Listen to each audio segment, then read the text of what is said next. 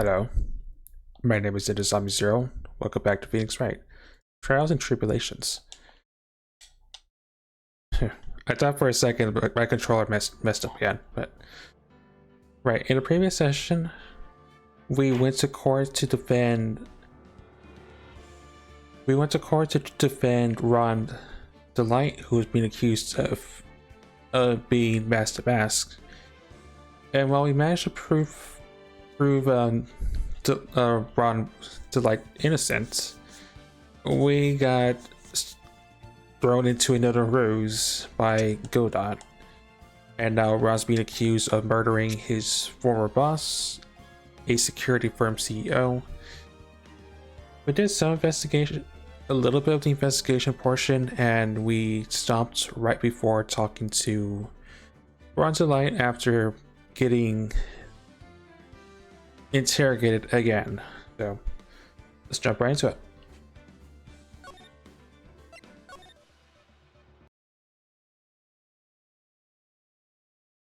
Right, October 13th, the day after the detention center. Mr. Wright. Mr. Delight, did they finish their interrogation? Yes, but please don't leave me alone anymore. Alright, just closing some windows real quick.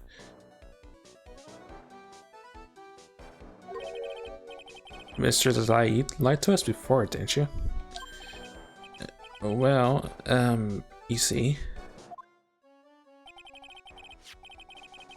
On the same night the sacred urn was stolen from Lord Taylor department store, a blackmail lady got summoned to KB Security to hand over some money. And then that's where the CEO, Kane Buller, was murdered. But there's only one Ron Delight, am I right?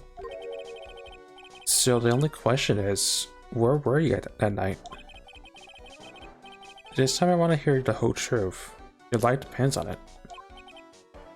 Okay.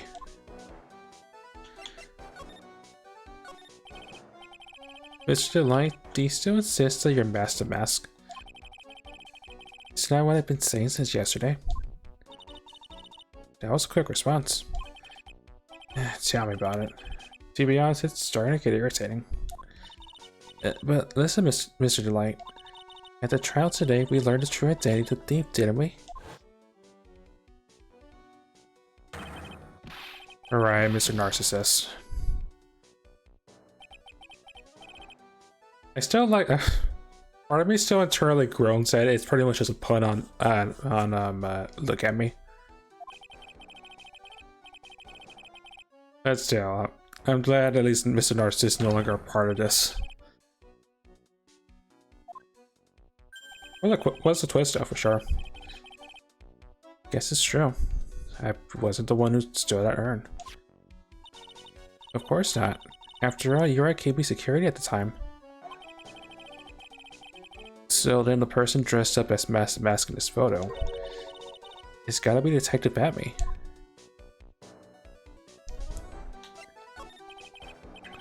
So that night you didn't go to Lord Taylor, but to KB Security, right? Yes, I went to KB Security at the time the blackmail notes said I should. Alright, what happened next? Well, I used to work there, so I knew where the CEO's office was. I knocked, but there was no answer. So then I used the keycard to unlock the door. That's probably when he dropped his wallet.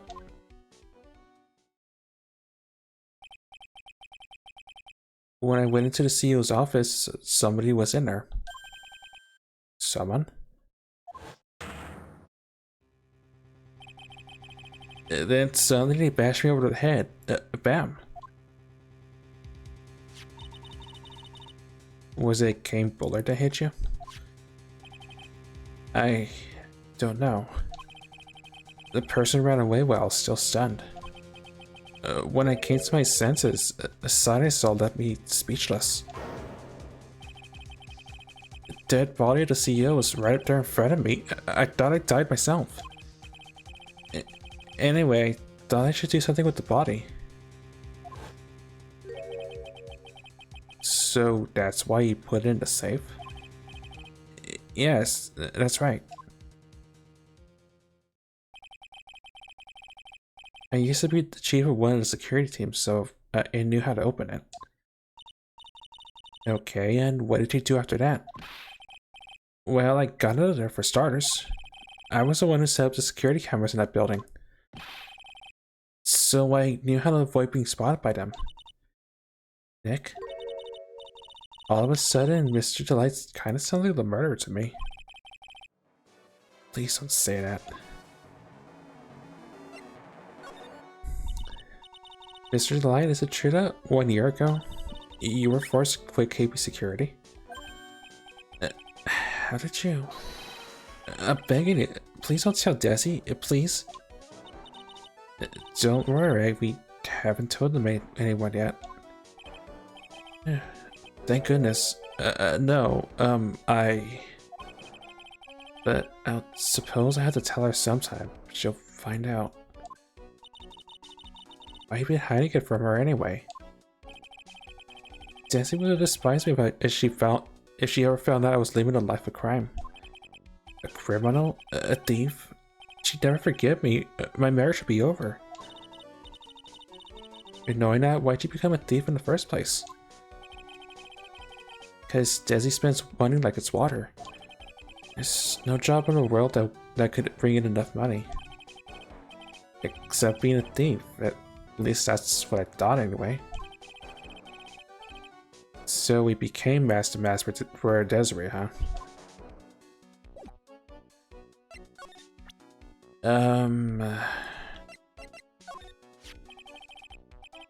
This calling card, did you send us?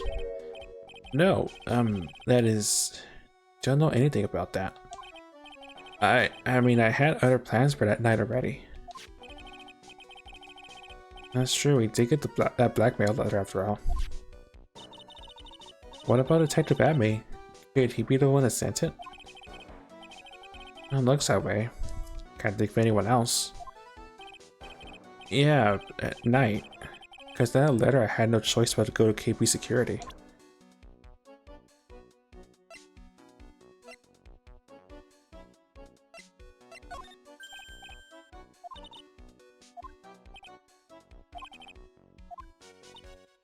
Yeah.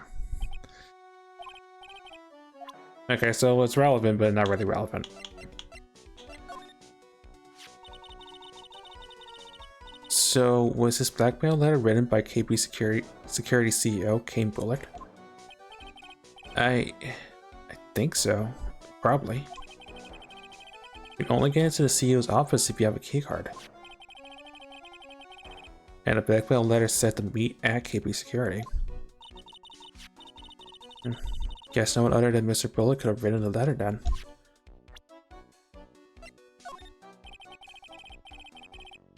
I was at KP Security at around 1 o'clock that night. I took out my wallet to open the door with the keycard. So is that when he dropped it? I'm sorry. I should have told you the truth earlier.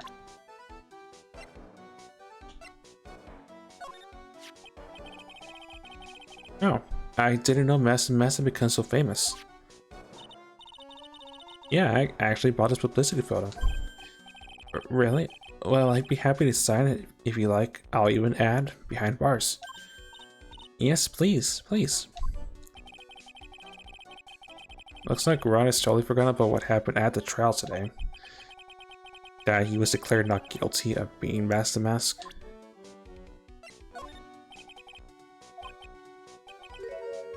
Okay, it's not relevant.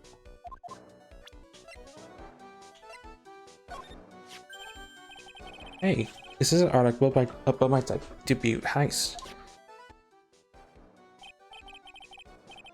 Oh, that was a tough one. Before I knew it, they were hot on my trail. But Master Mask, he must have gotten away, right? It says in the article that he disappeared. That's right, I got a sudden burst of inspiration. I hid my Master Mask costume in a nearby plastic bucket. Then I quickly changed to my security guard uniform. Pretty clever, huh? Wow, Awesome. Wait, hold the phone. Regarding this photo, is this you, Mr. Delight? That's right. Nice trick if I do say so myself. Oh, nice and easy to figure out. Even pros can see through that in a heartbeat. Oh, so the guard is wrong. Cool. But as you might expect, Detective Abby found a disguise. He truly deserves the title of Ace Detective. Well, Detective Abby found the master disguise? Yes, and I heard that he brought it home with him. So that's it. That's when Abby got his hands on this. So that I got the chance to remake my costume. That must have been really time consuming, huh? Yes, it took quite a while to complete. Anyway, a few days after that, I received the first of the blackmail letters. Blackmail letters? You got them started when? Tell me more now. Hey, calm down. Don't get so worked up.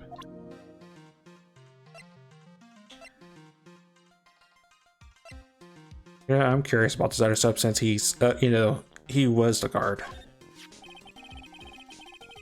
That's the emergency buzzer from the CEO's office. Don't press it makes a terrible racket. Sorry, I just love making a lot of noise. Does this buzzer have something to do with the case?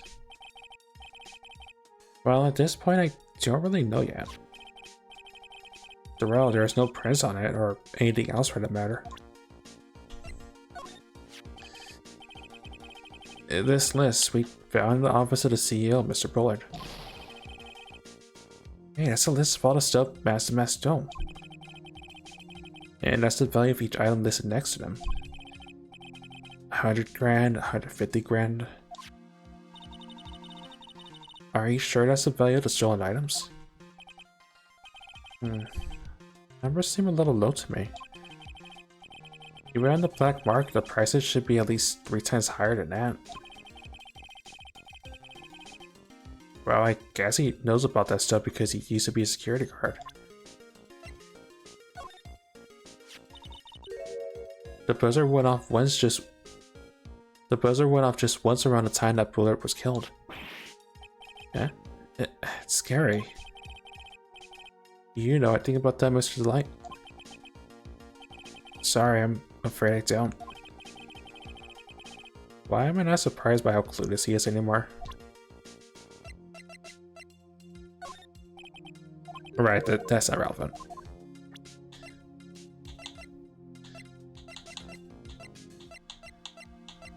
Okay, well, we got another topic. Yeah, we did. This blackmail letter. Is this the first one you got?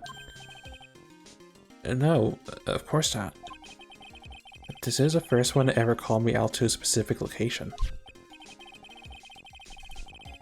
So, did you start receiving blackmail letters after the incident? After this incident?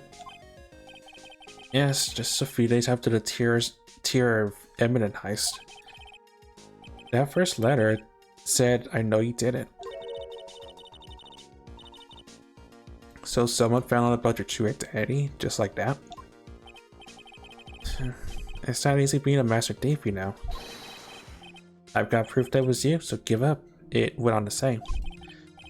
So, in the end, I had to give up the treasure I went through all the trouble to steal. Is that right? Hang on a second. What do you mean you had to give it up? Oh, don't worry. After I put the jewel in the safe deposit box, the letters testified. Someone sent me 10,000. No one said anything about me being worried, you know. After that, I started getting the plans in the mail. Plans?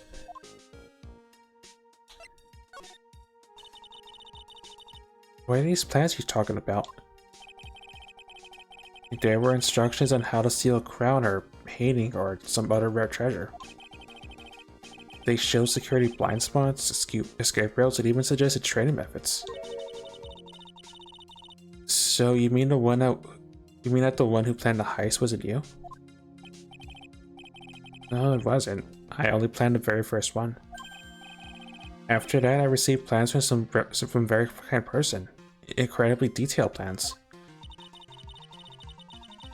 It sounded like Mr. Delight's thankful to the person that was blackmailing him. So Ron Delight was Master Mess after all? But someone else is beyond the depths. Someone who planned them all out in detail.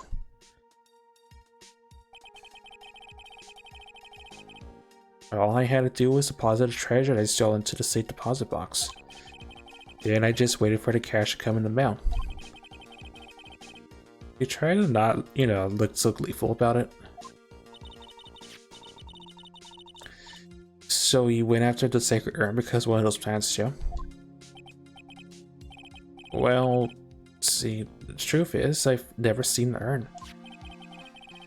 All I did was follow the instructions and steal what I was told to steal. Mr. Delight, is there that you just told me the truth? Yes, but please don't tell Desi, okay? From Damas's second heist on, he was stealing as directed by blackmail letters. Not the toys I was expecting, honestly.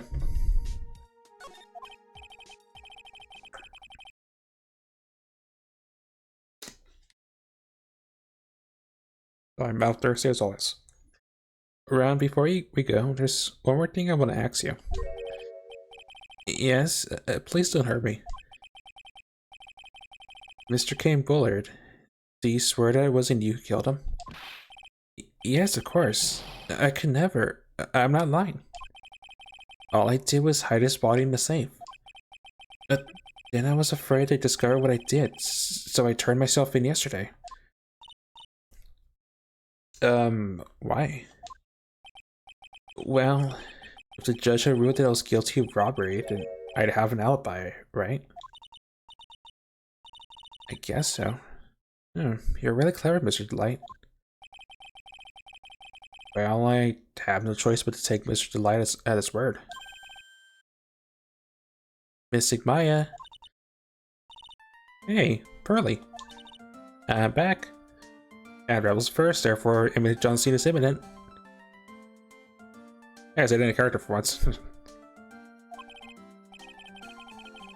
Hey Pearls, so what have you been up to this whole time? As I wait for, the thing that Rebel does. Maybe.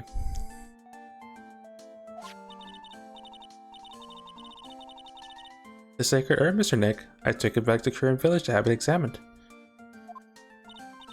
And? His name is John Cena. Did John Cena examine it? I mean, there it is. What did you find out?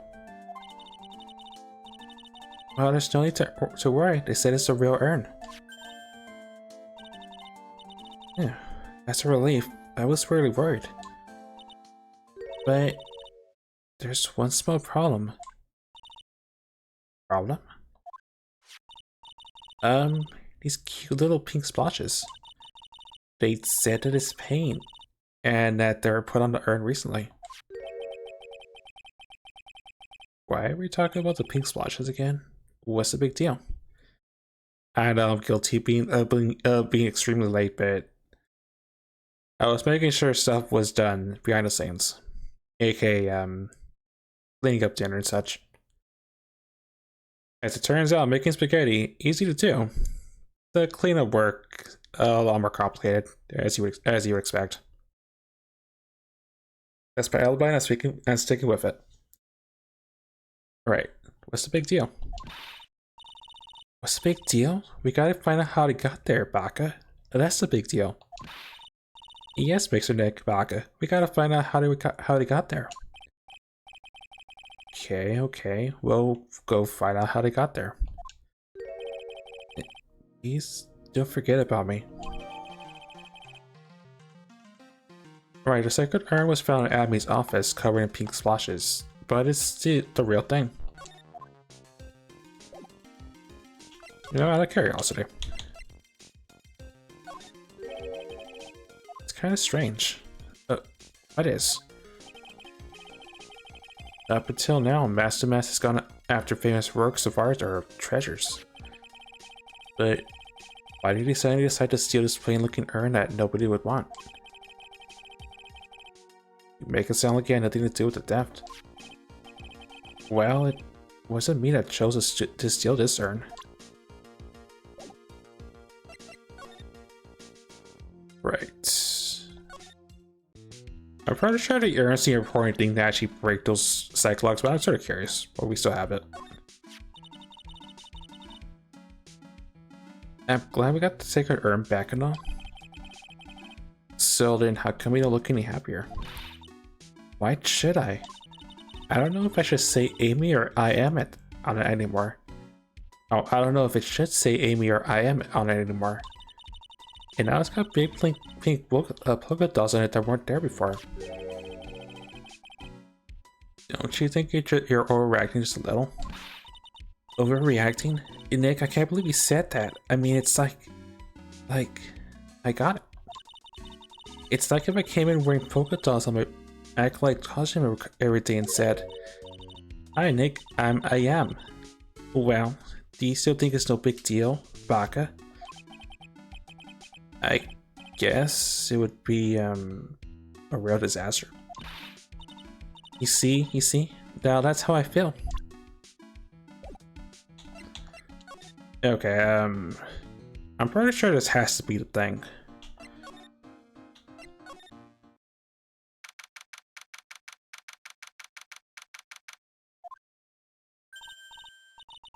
Oh, a Pearl.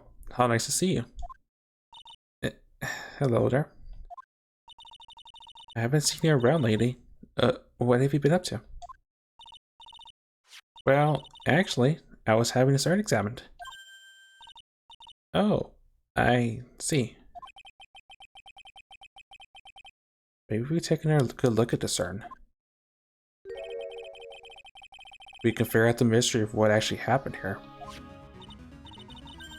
Nick, let's look around one more time. Actually, can I examine? Not that.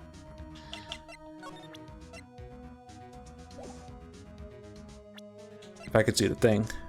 No, I can't examine the urn further. Alright.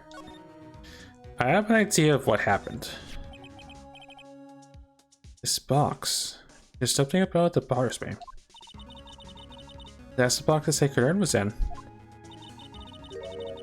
It looks like there's some pink paint on it too. And it's definitely the same color as the stuff on the urn. I think I know how the paint got on it now. Alright, let's investigate again, Nick.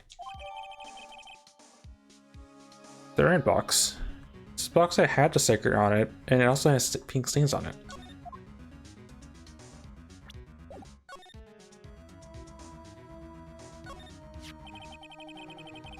It looks to me like it's been dry for several days. There's something suspicious about this paint mark. The bottom left part of it is shaped oddly and it's shockingly pink. Oh, shocking pink. Mr. Nick, could it be that this odd shape is... Yep, I'm pretty sure this box is it. That's the box the sacred urn was in. Well, if you look here, there's a little paint on the box as well. You're right. Look, it matches. ... What is it, Mr. Nick? It's all turning out exactly as I thought it would. Right, the paint marks are completely dry, but the box of the sacred urn fits in the gap perfectly. I think it's all starting to become clear. We're that much closer to solving the mystery of what happened to the urn.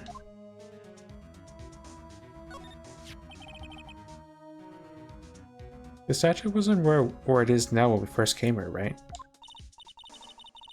Yeah, it was right next to the door, wasn't it? While someone moved it, was probably mask to mask.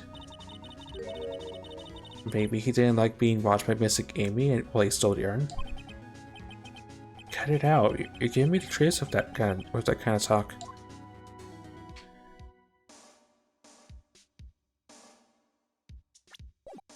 Slide to the left.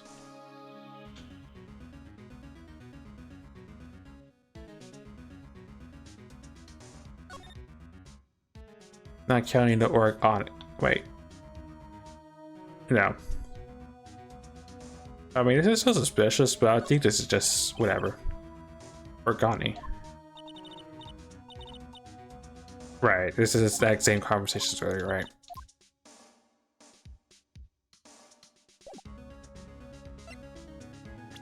Okay, well, I think I have what I need to actually deal with these Cyclops now for realsies. Oh, right, present and then eat.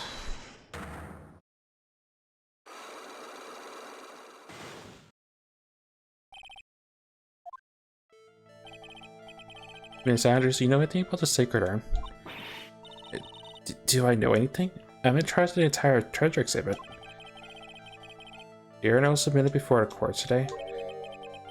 It's obviously not the same urn as before. Well, that's true. Maybe it isn't the same. It could be a fake. A fake.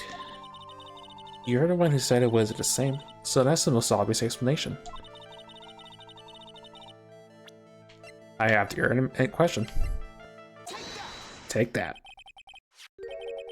Sorry to break it to you, but the urn is a genuine article.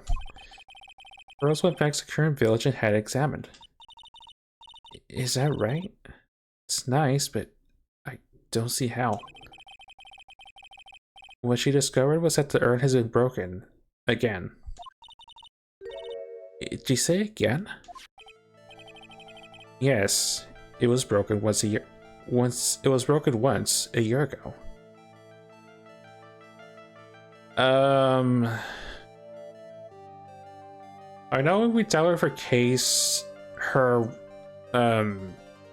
fiance sort of, well, it does, so I would imagine probably.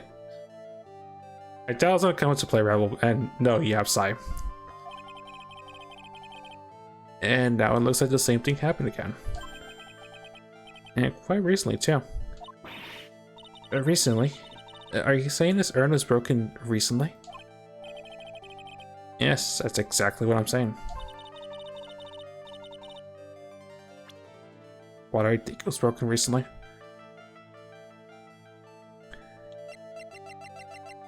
Well, I have the obvious answer, I believe. Yeah, that thing. Take that. This poster, it was made recently, right? Poster? Ah, the poster for the exhibit. At the time this photo was taken, the urn said "I am" on it. But now, for some mysterious reason, it says Amy.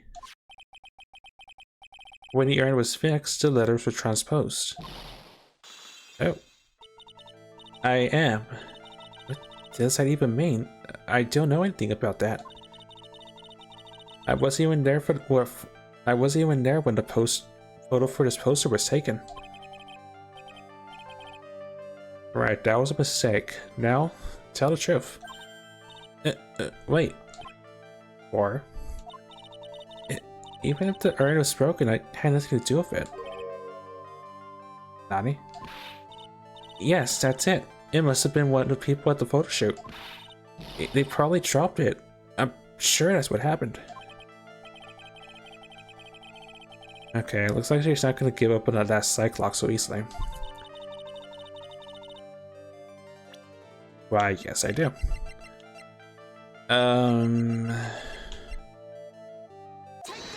Take that.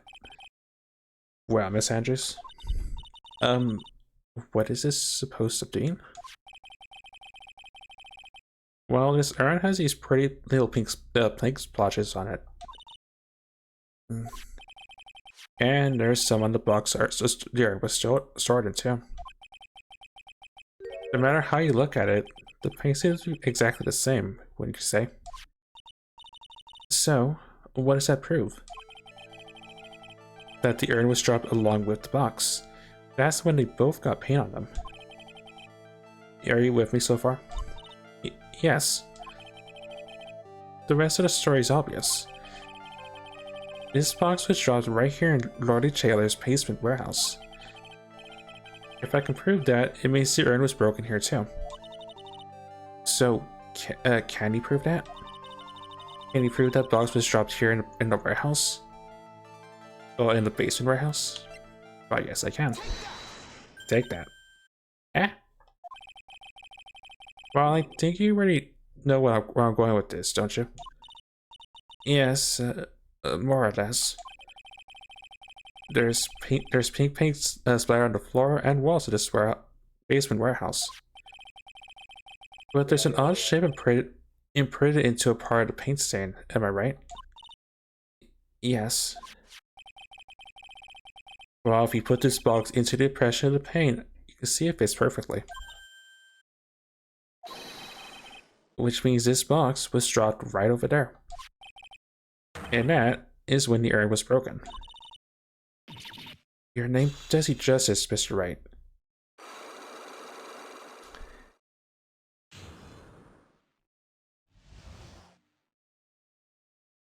Well, at least that solves that mystery.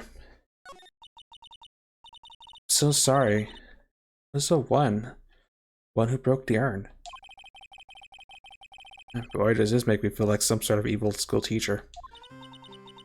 What a terrible person. Not only did I break it, but I tried to hide what I did. Well, that's not so hard to understand, is it, Pearly? No, not at all. I know just how she feels.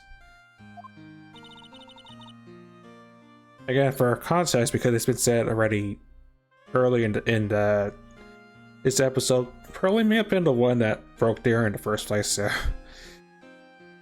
it's going full circle, sort of, with us reimagining the breaking of the urn. Also, sound music is out. It happened about 2 weeks ago. Just after the poster photo was taken, on the same day the urn arrived here. I thought I put it away down there for safekeeping. I was carrying it in the box. When I tripped on a paint can and lost my balance, the box I was carrying crashed to the ground. I heard a terrible noise and thought my heart was gonna stop.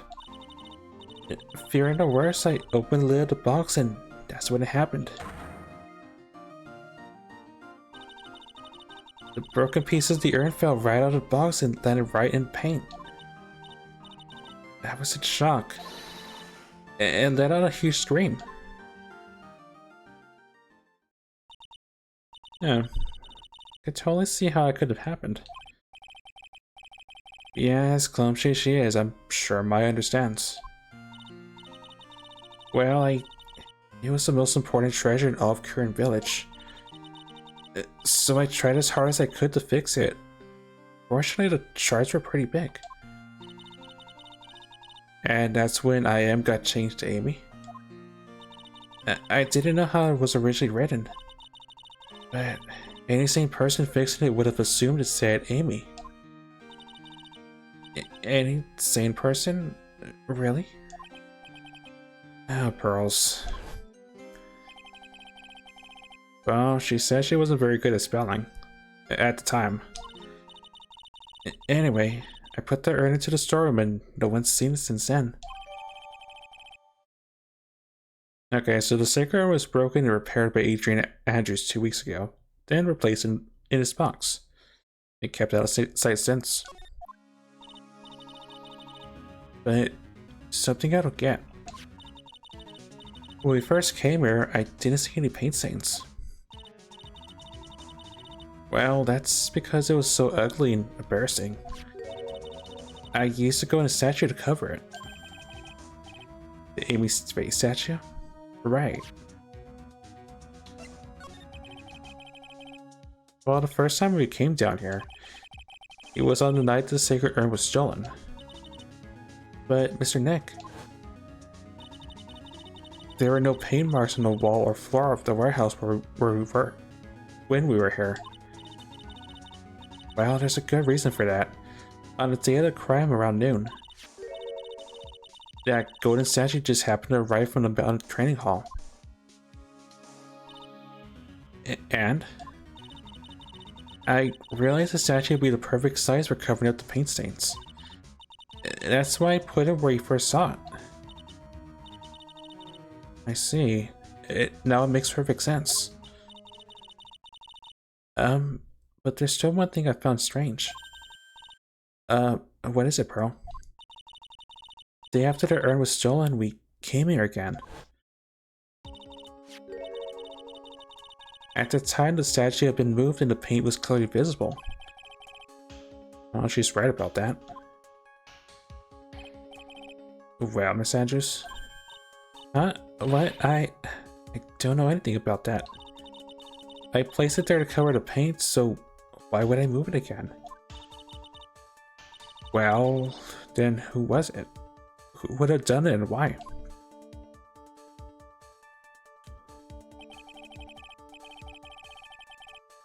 On the day before the death, the statue was definitely closer to the door.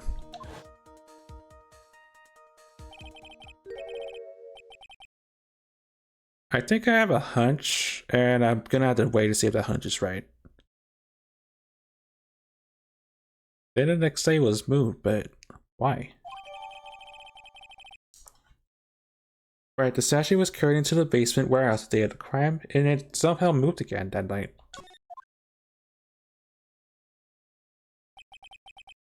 Well, it looks like there's some connection between the sacred urn and the murder case. Why? What do you think so, Nick?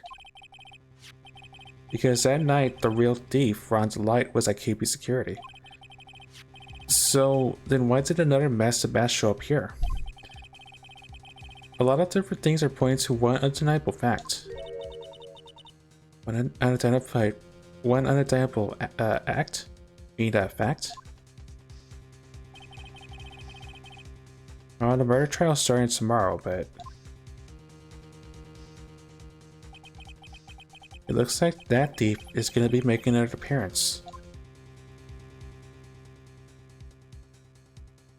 To be continued in a few minutes. Well, in a few seconds, actually. It's not like last time where I had to wait like 2 hours in to take a break. So we'll resume. Except my water before we exit this menu.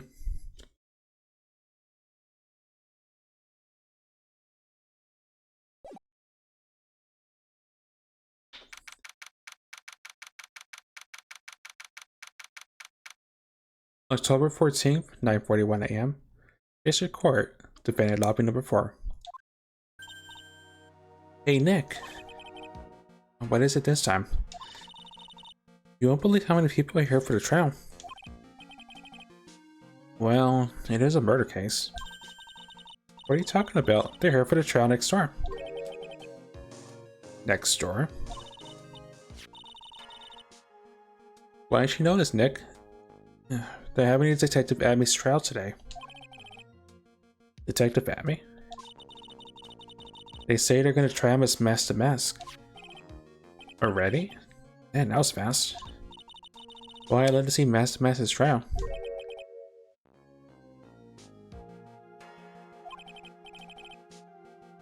By the way, where's Pearls? Oh, she went back home. She said she can't neglect her training anymore.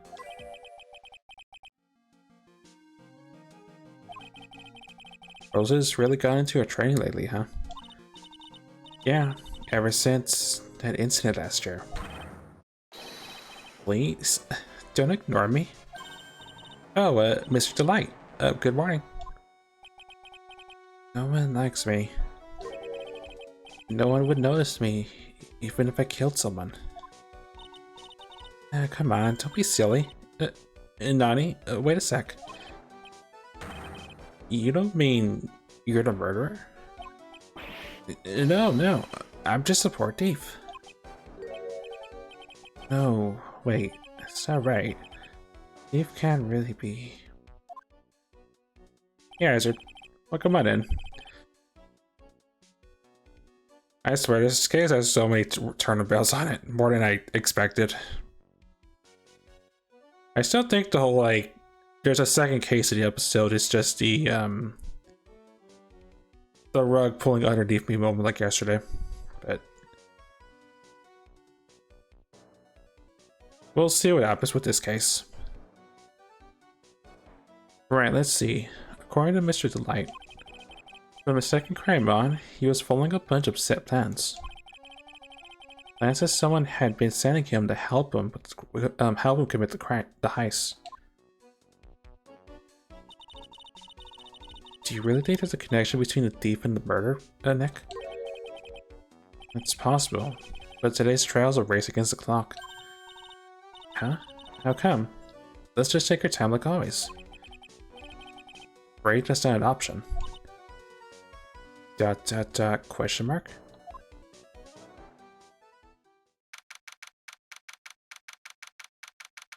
October 14th, 10 a.m., District Court, or number 6.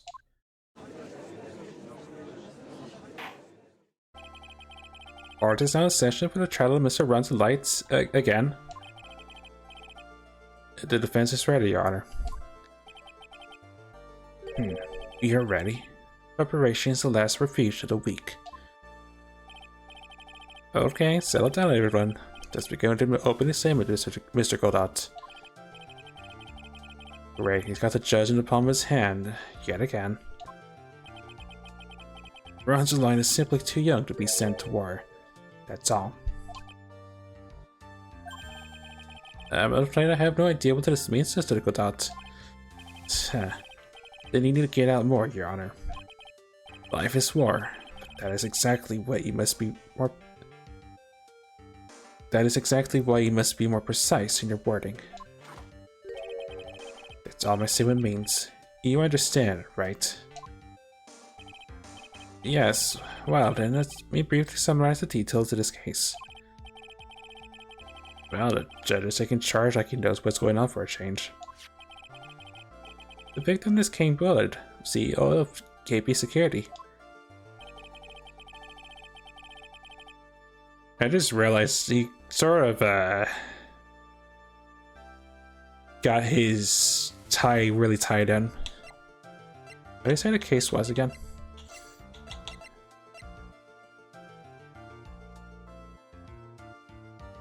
Edward. Okay, that's an obvious contradiction. I didn't notice that until this time when they showed this picture. His body was found at a safe at approximately 9 a.m. on the morning of the 13th. However, the time of death was estimated at 1.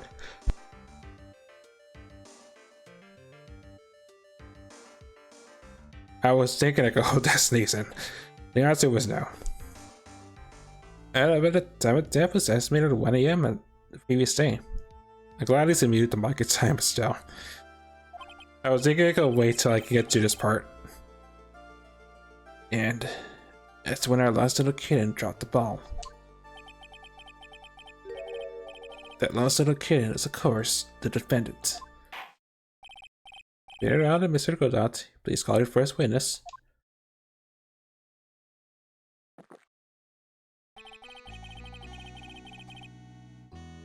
That's a lot of coffee. I'm just gonna say that before I switch voices again.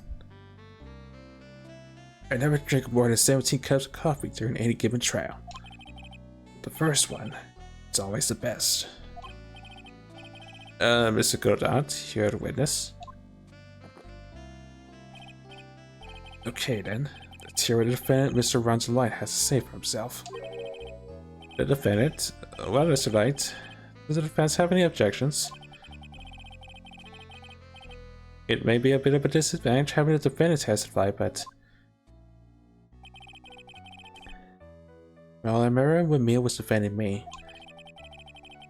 She allowed me to testify so she could do the cross-examination. She put a lot of trust in me back then. We have no objections, Your Honor. The defense will allow Mr. Delight to testify. Got guts, right? Alright then, Mr. Ron's Light, please take the stand.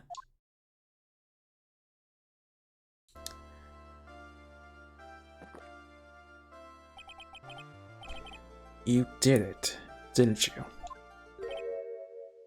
Yes. Nani? No. That's true. For a moment there, I thought we set the record for the shortest trial ever. Wow, Mr. Light already looks plenty guilty with that face he's making.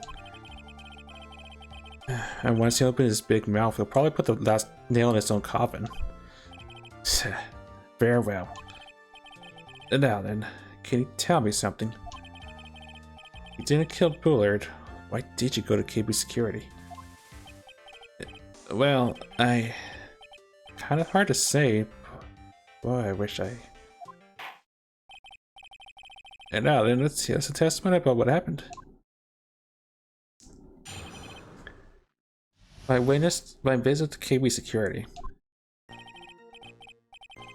That evening around 1 AM, I went to see Mr. Bullard in his office at KB Security. The blackmail letter I got it ordered me to go there. I've been working for KB Security until a year ago, so I knew where his office was.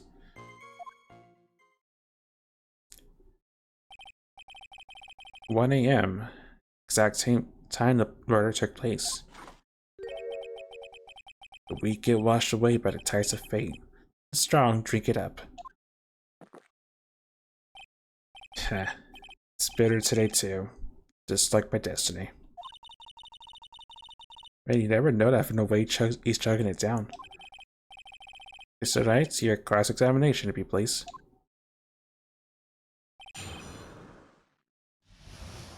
Was the shortest sex to cross.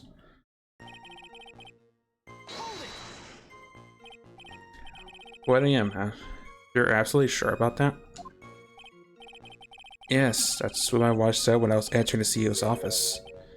No. Actually, I'm not really sure.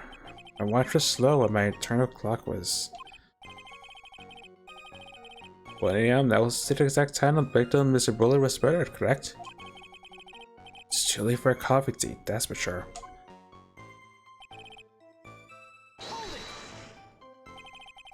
It ordered you there? It's the first time I got a blackmail letter that ordered me to go somewhere. Does that mean that you've got another blackmail letter sent? Of course. And they said things like steal this or take that. Hold it. Why didn't you say that was for later, Mr. Light? Please don't say anymore. What should I do?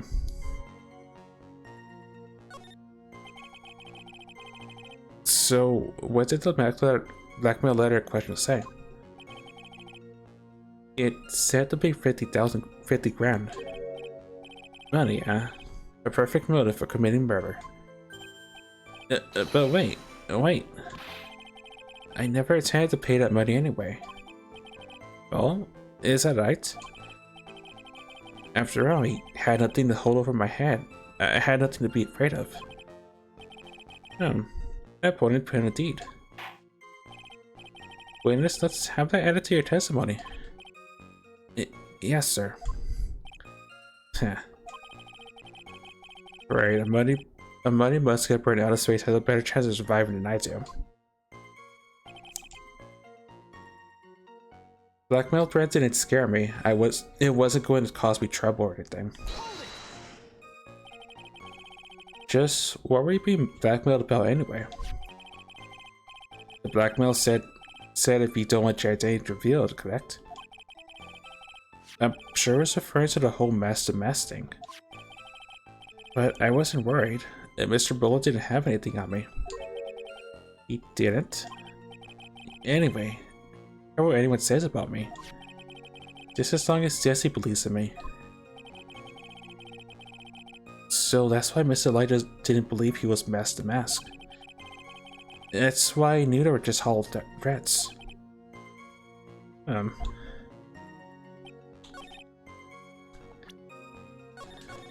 I think this is probably that newspaper thing that's probably the since we know that's when the blackmail stuff happened, so I'm assuming it's that.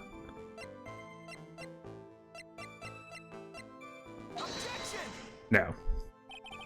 Again, I'm probably putting the carriage before horse, so let's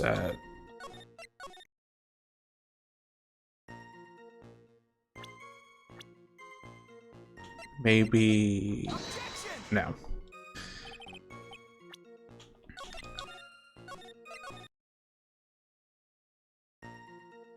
Let me rest the last before I proceed to eat evidence.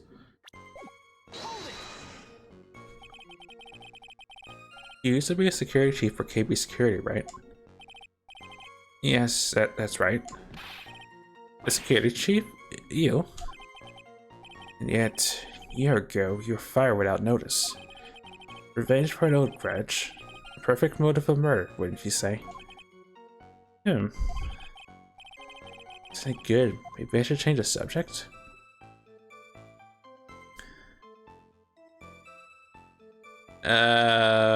I'm curious, but I imagine these are I probably shouldn't, but still, I want to, out of curiosity. So why did you have to be fired from KB Security? Spent a lot of time looking for work.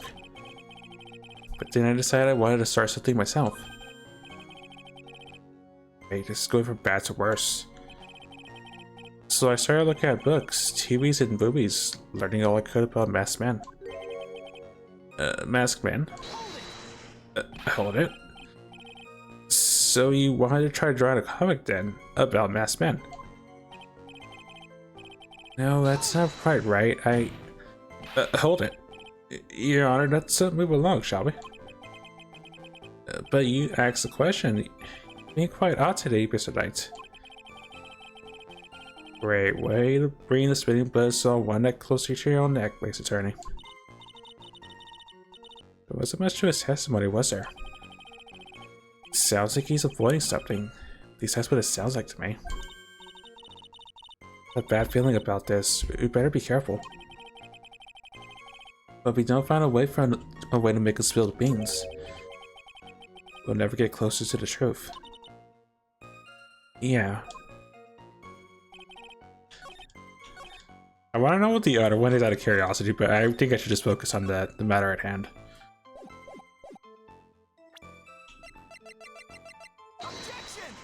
No.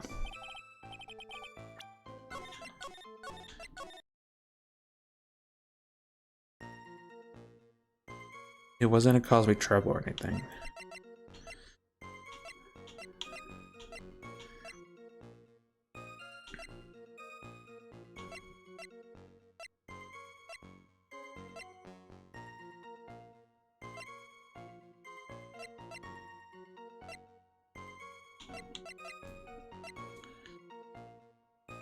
What was the context again?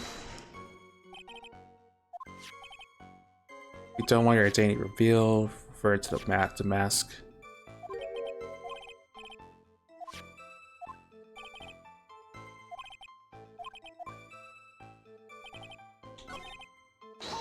I pushed the wrong button.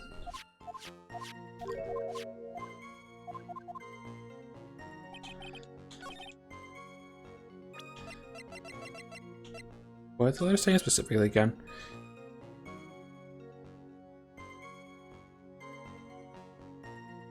If you don't want your true identity revealed to the world, come to KB Security at 1 o'clock. If you don't, I'll take that red diamond you received the other day instead.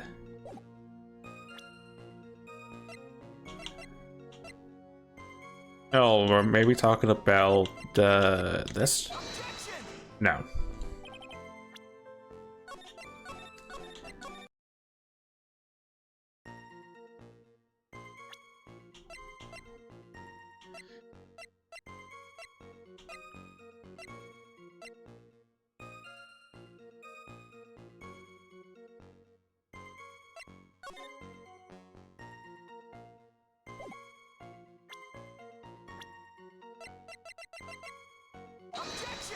No. I already tried eating the I think I'm pretty sure I already tried presenting mass to mass, right? I did.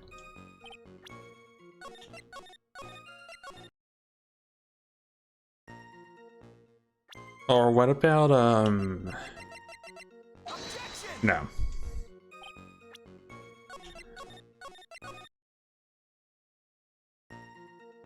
Didn't scare me, was it gonna cause me trouble? Oh, it's his own testimony. No. Again, I'm thinking 2 steps ahead of what I'm trying to present. It's always a problem with the past few games, and especially this one, I guess.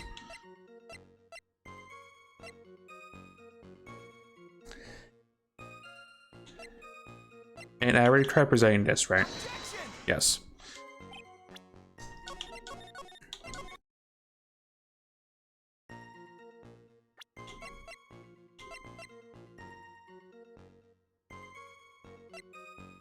Wasn't gonna cause me trouble. The wallet? Yeah.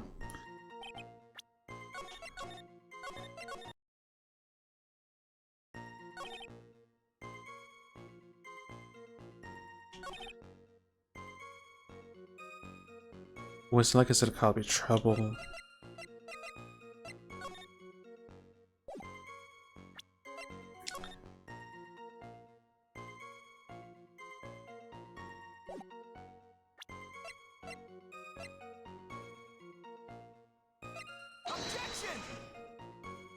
I'm taking the stuff that's related to it, but stuff that's not like the item that the game wants.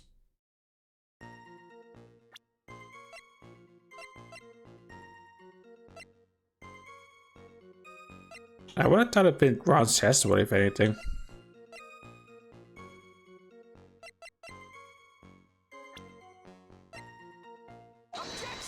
No. So it'll be the last thing I expect it to be. Or what the game expects me to throw at Ron.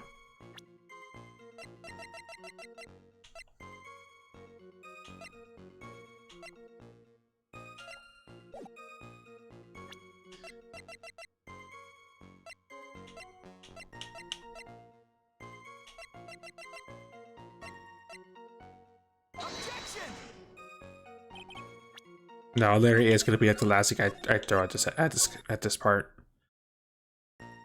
Okay, well, before I do, let me just see the other thing that's probably the wrong thing to look at. Mr. Light, can you tell us why you were fired from your job? Well,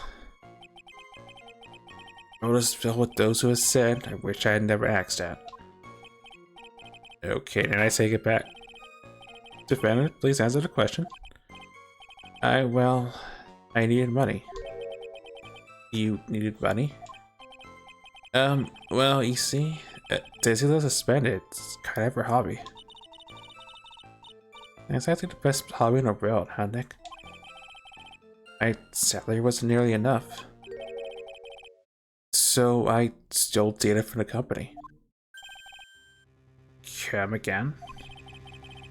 KB Security has a lot of security info on all sorts of companies. And since I was a security team chief, you stole some data and sold it. And Mr. Bullet found out and I was fired immediately.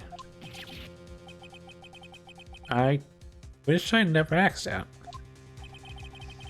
I was somehow able to keep it secret and made it seem like I quit on my own. What is it, Nick? You don't look so good. Someone who brings harm to their company is fired as punishment. Do well to remember that. Sure told you. So you admit you stole data from your company, is that correct? Yes, I'm sorry. A very important fact, please add it to your testimony. Great, this whole thing just took a big turn for the worse. Crashed and blew up. Can I take the jaws of life to rip this case for the touch of the disaster? You fired me for selling company secrets, but Desi didn't know about that. Okay, so I had to do it because it added testimony, and that testimony was important.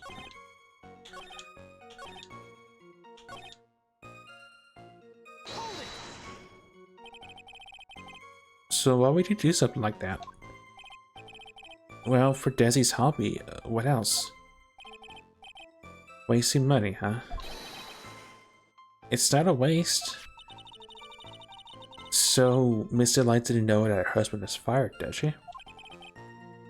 So it would seem. Not sure what to think about couples who keep secrets like that from each other. No, I can't believe it. This case has even gotten invited to think seriously about couples. He's trying to stay focused, Mr. Wright.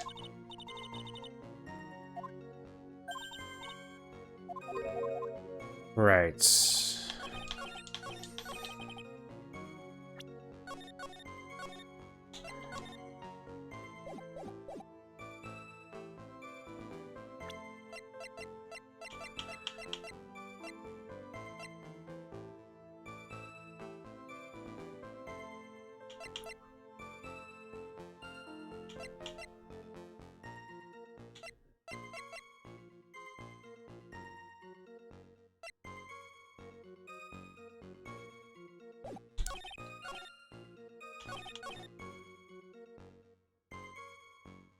Environment for selling secrets.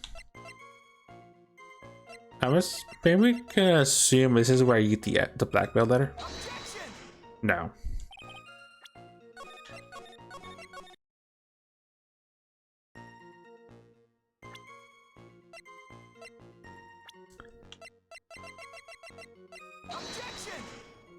No. It's gonna be me just seeing a bunch of evidence. I figure out what the game wants me to do.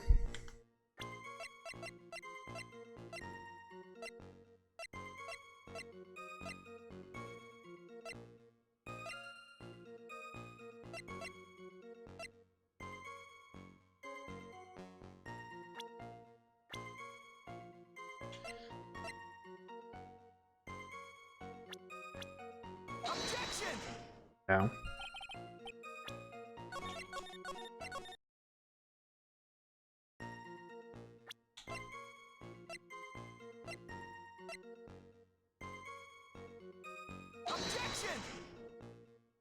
Like, I'm thinking of stuff that's like the obvious answer, but the game's saying nope, it's not the answer.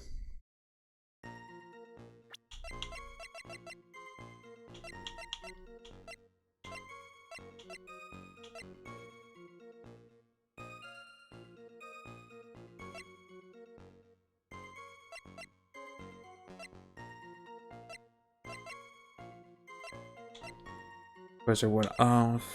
It wasn't the list. I'm assuming what I'm assuming is that's the price they sold the stolen stuff. That's Ron had to give it back. That's my assumption, at the very least.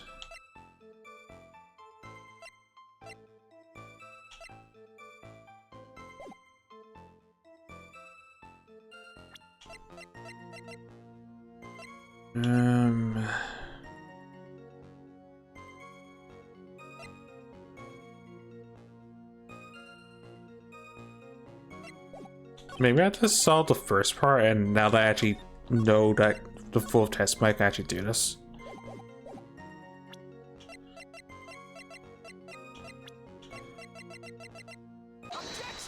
There we go. I had to figure out the first. I had to press the obviously words. I had to press the last bit of testimony to get that last bit of information, so that I can actually eat the right person at this person. Man, that's done to us if we say it 3 times fast. Anyway, objection. Mr. Light, what you said just now doesn't match what you told me yesterday. Huh? What doesn't? I think you must have been scared. Very scared. Of having a certain person find out your secret. A certain person. Miss Desiree Delight, the defendant's wife. But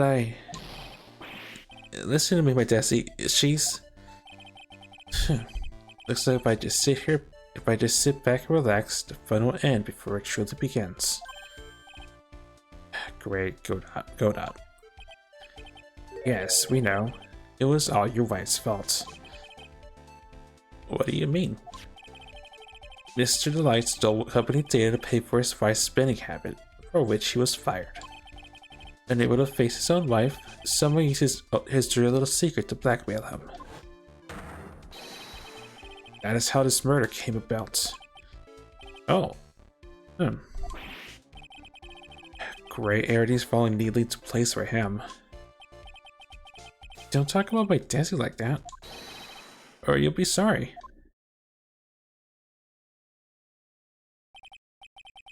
Well, it seems that we learned a great deal of things here so far. What do you think, Nick? I didn't think it was possible to get so thoroughly whipped in just 20 minutes. Clearly, there was sufficient motive for murder. He stole data for his wife and he killed to protect his secrets. A family man who cared just a little too much. The motive is clear. Let's move on. Great. What happened at the crime scene at 1 in the morning, Mr. Delight? Come now, tell us. We're all ears. At the CEO's office. When I entered the office, there was a suspicious shadow there. Suddenly, I was hit on the forehead, and after that, I remember being a bit dazed. If I hadn't been wearing that, I would have been killed. When I came to, Mr. Bullard was lying there, dead.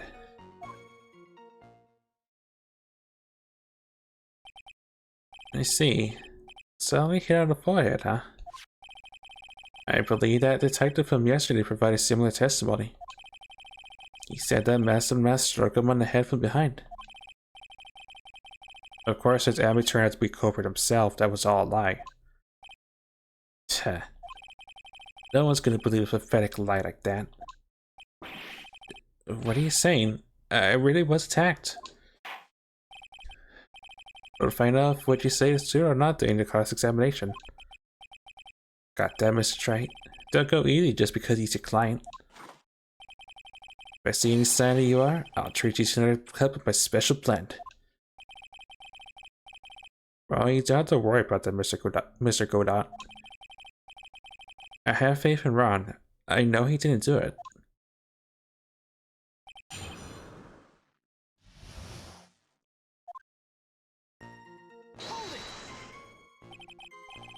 So, who was this suspicious shadow? There were 1,000 of me, and even one knew. I tell you, trust me. His dodging all of your questions is not helping us win this case. Okay, then how was the victim Mr. Bullet at the time? What do you mean by how was he? Was he already dead, or was he still alive? Maybe he was the one who hit you in the first place. It's a good question. What do you think, Mr. Wright? Forget it.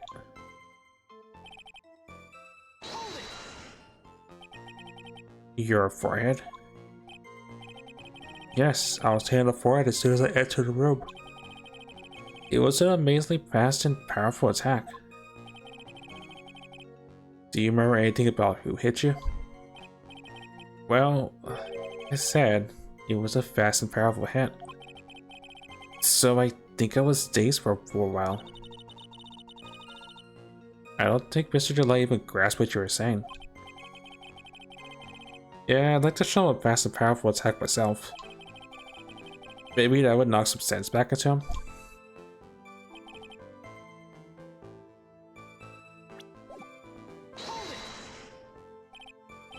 And could you please clarify what you're referring to? Why, my Master Mask costume, of course. Wait just a moment. Master Mask? Huh? Oh, did I forget to mention it before? just to be on the safe side, I dressed as Master Mask. And then I descended upon the office of the CEO of KB Security. You know, that's a big glaring oversight, in my opinion. I'm shaking my head. I know he repaired his costume, but why run? Nani? Nick, did you know about this? He never told me this. I don't recall him ever mentioning it to me either. Or me. The person behind Phoenix. Yeah, even I don't know that. Didn't know that. It seems their little friend really does to keep secrets. Sorry, I just never had a chance to mention it up until now. Oh, wait. It's not right. You know how sometimes things just slip your... 6 cup of coffee stared up at me coldly. At any rate, we can't ignore this new piece of information. Witness, please correct your testimony. I'd have been killed if I hadn't been wearing my Master Mask costume. Why were you dressed up as Master Mask? Why, because I'm Master Mask, of course. What are you talking about? A Master Mask's trial is being held next door. Yes, I guess so.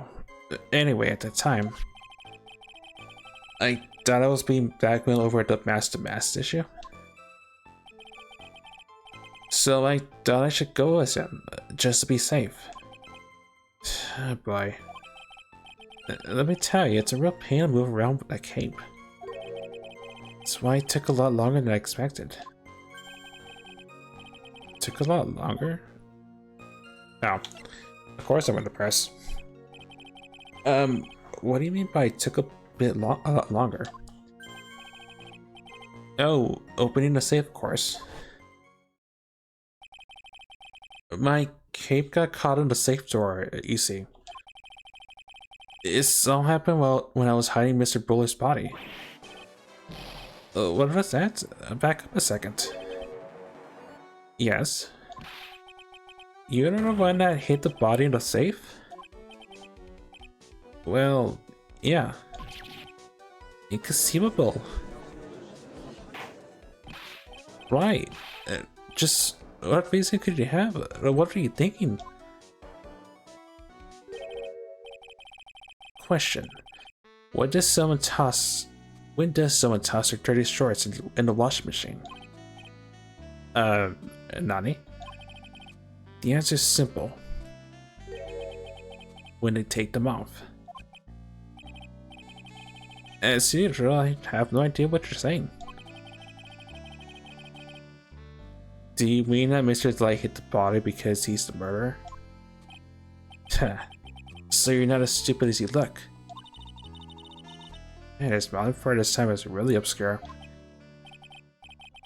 Mr. Light, you don't mean that he knew about this whole safe business, do you? Well, yes. Why am I the only one out of the loop here? Witness, make sure you add this to the testimony. Yes, sir. Great. Looks like a storm front is moving in over the fair weather judge. I panicked and hid the body in the safe. It took about 10 minutes. Why did you hide the body in the safe anyway? Well, because it wouldn't fit in the drawer. It's not exactly what I meant. When I saw that corpse, I kinda lost it. I thought if they find his corpse, they'll think I did it. I think you had a simpler reason than that. It's because he killed him. That's why he spent 10 minutes hiding the body. Yeah, that certainly makes more sense. Wait a sec. 10 minutes? What is it, Nick? I just had a thought. Under those circumstances, would you normally try to hide the body? And spend 10 whole minutes to do it? Under those circumstances? What circumstances? Oh. Hey Nick, if you think his behavior is so strange, why don't you present some evidence that would show what those circumstances were? That's it. Oh, I think I know, actually. There's yesterday. I have an idea. But I'm obviously gonna say first because I don't trust myself with eating evidence and having it not be the thing.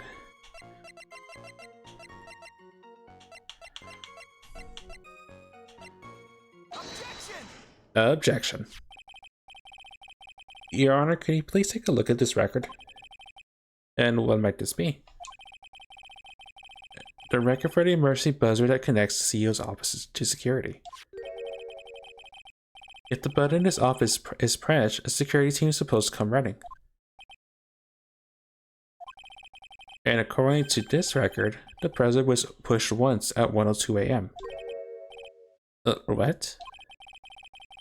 If Mr. Bronzelite truly was the murderer,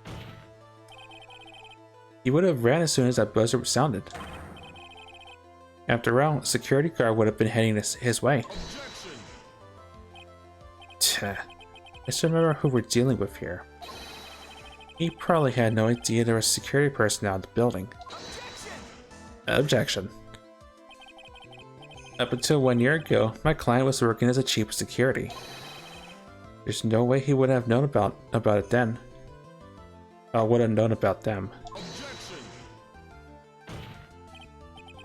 But, as it turned out, the guard never came. That was nothing more than a coincidence. The fact that the guard was a pathetic loser, who had just gotten punched in the face by his ex's new husband, and wasn't anywhere in the vicinity, was not something Mr. Light could have known. Gotta remember who we're dealing with here. It's a sure bet that Mr. Delight didn't even notice the buzz going off. Objection. This buzzer is extremely loud. There's no way he could have ignored something like that. If he had been conscious, that is. Conscious? What do you mean by that?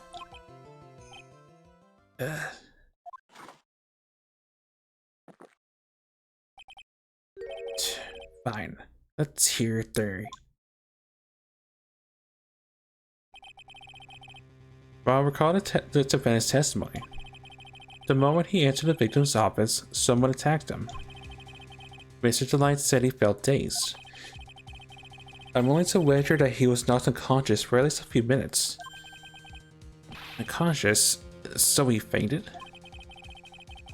That's why Mr. Delight didn't know what the buzzer had sounded. And that's why he thought he had time to hide the body. So what are you trying to say? Mr. Delight was knocked out and the buzzer went off soon afterwards. Now, unless my client was able to hit the buzzer while he was unconscious, it could only mean that there was another person in that room. That's right, whoever it was, they knocked out Ron Delight and then pressed the buzzer. Order in the court. Mr. Knight, this is preposterous. It was this kid. Ron Delight is the one who killed Payne Bullard. Objection. Then who pressed the buzzer? It was the victim, of course. Pressed the buzzer when the defendant attacked him. Didn't die right away. He must have held on long enough to press the button. No. So, Payne Bullard sounded the buzzer himself. What is your opinion on this, Mr. Light? You'd have heard the real criminal was there at the scene. How?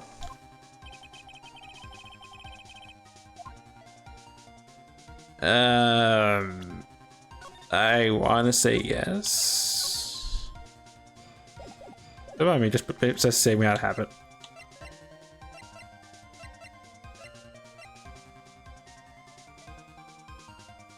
cerebral hemorrhaging from blunt trauma to the head.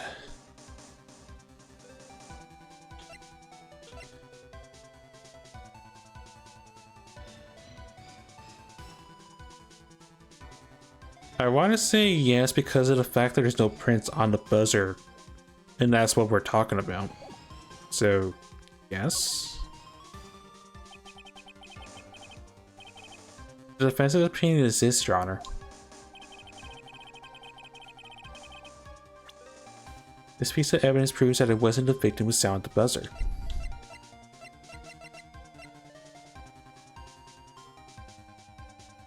It's gonna be the autopsy report and not the buzzer, isn't it? But I still want to know if this is right, if my reasoning's right on this one. Take that. Okay, I was right. Cool. I was like, they're not gonna make me eat the autopsy report because that doesn't really say anything, right? Okay. I believe this is a piece of incontrovertible evidence you've been looking for. Oh, you were looking for. Is it an emergency buzzer? Is there some kind of clue on it? Absolutely not. Hey, come on now. At least give some thought to what you say before you open your mouth. The fact that there are absolutely no clues is itself the clue. Now, I'm the one who's clueless. This button has no fingerprints on it.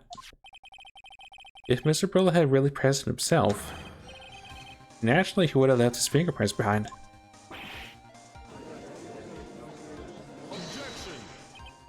Rondelite obviously wiped them off. Objection. Why would he? A guard could have came in at any moment. Touch that button. I know he did. Objection. The defendant, Mr. Delight, was dressed as Master Mask. And Master Mask always wears gloves. What reason could he possibly have had to wipe the button free of fingerprints? Order, order, order. It would seem I've been forced to eat crow. I wonder what blend number crow flavored coffee is. However, if the real killer was there at the scene, why did that person press the emergency buzzer? Dot dot dot. Sooner they had run away without putting themselves in excess danger.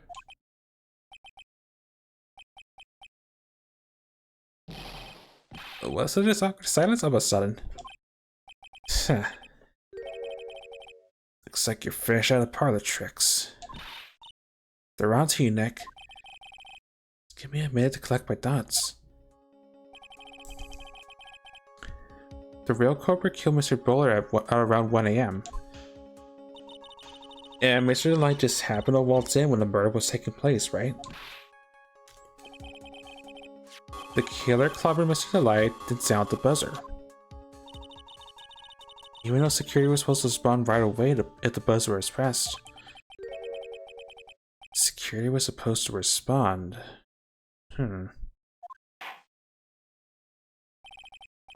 Thanks up, Mr. Light. See what you have to say. Don't mind me, just happily saving so I don't have to reread text again. Or when John Cena's head stroke again. Very well then. You got some guts. I'd like to have an opponent.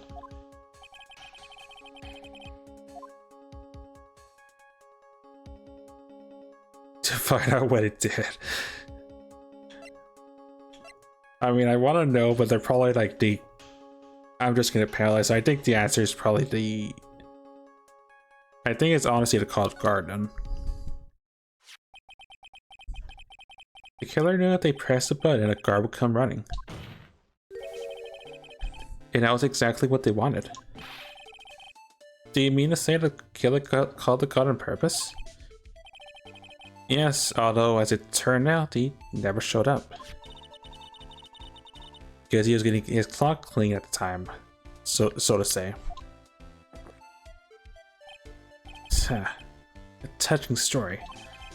You're saying the killer had a change of heart and called the guard to turn himself in? No, I'm not. When that buzzer sounded, there were 3 people in our office. The victim, Kane Bullard, who was already dead. The defendant, Ron's Lion, who was out cold. And the 3rd person, the real killer. Hypothetically, yes. And now then. In this situation, if the real killer made an escape, what would happen? The only ones left in the room would be the victim and Ron's Light. And if any security guards came running in at the time, they would think that I'm the murderer. Yes, that's precisely the real killer's objective. To frame Ron's Light for the murder.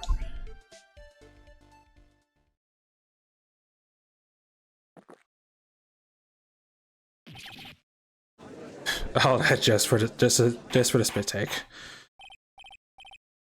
Order.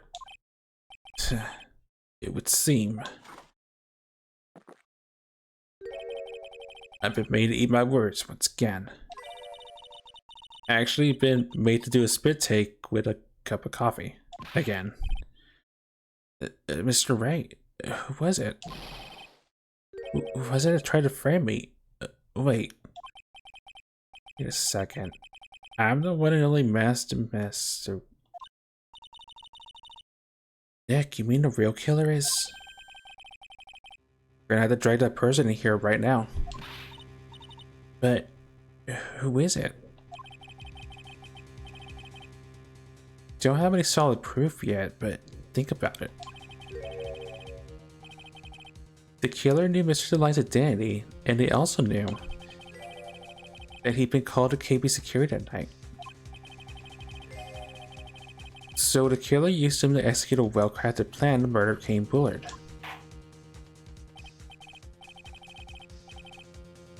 I'm gonna say, because I'm not really sure what I'm supposed to be pulling, but I can only... My mind didn't think that far, in all honesty.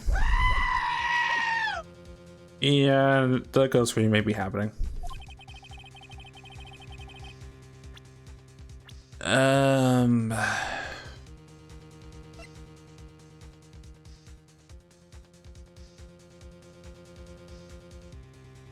Already, no.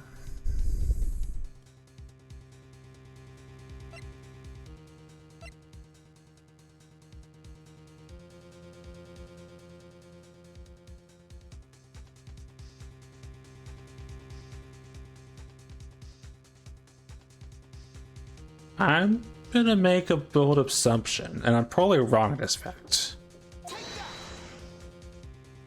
Take that. Naturally, the true culprit was none other than Ron Delight's wife, Desiree. Nani? Why, that's simply... Mr. Wright, have you gone insane? Objection.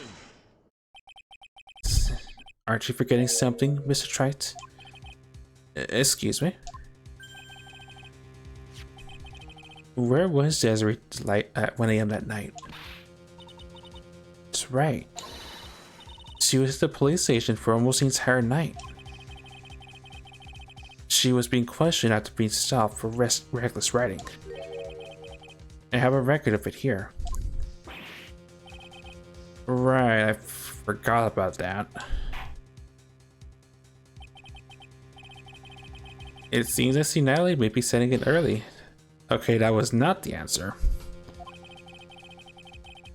Talk about things you don't never want to hear this. You never want to hear this judge say to you.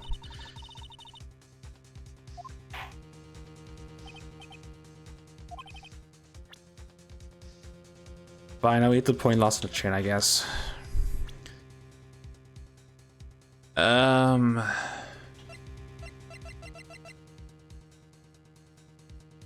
was thinking the shoe actually failed that one. Then it has to be Larry Buzz, even though I know that's probably not the answer. Hang on, Nick.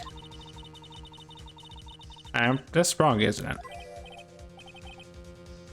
Okay, I think I know what they want me to say, even though it probably seems completely backwards to me.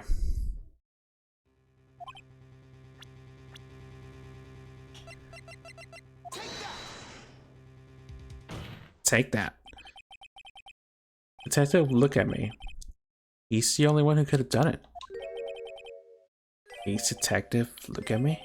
You don't mean Master did it? Your Honor, the person being tried in the court next to us is not Master Mask at all. He's in actuality the true murderer of Kane Bullard.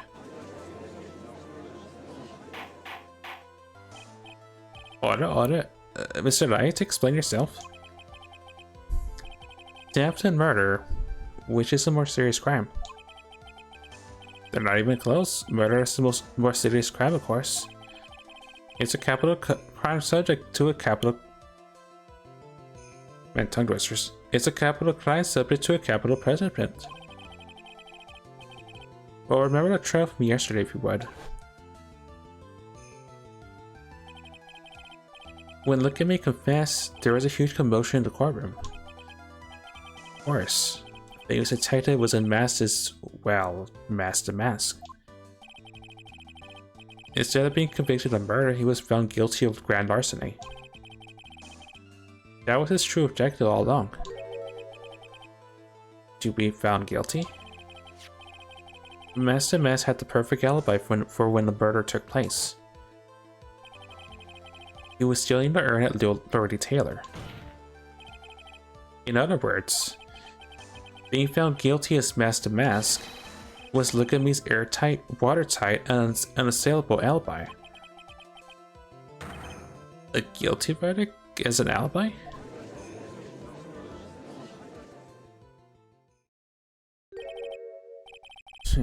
You know, it's almost time.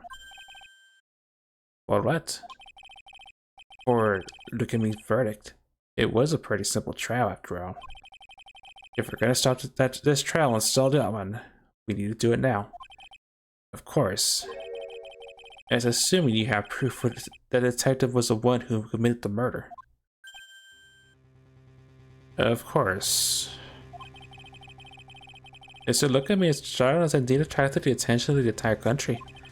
If they were legit true and failed to provide adequate proof for his true crime, Mr. Wright would be left with no grounds for appeal. Are they sure about this? I bet it's only good when your life's the ante. Mr. Wright, I believe in you. Mr. Light. So, please, I'm begging you. Well, thanks, but my decision will determine the rest of your life.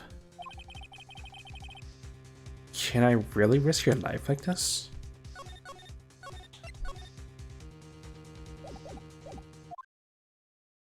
Phoenix? What was that? Don't stray, Phoenix. For your client, take the path of trust. Voice, it sounds like...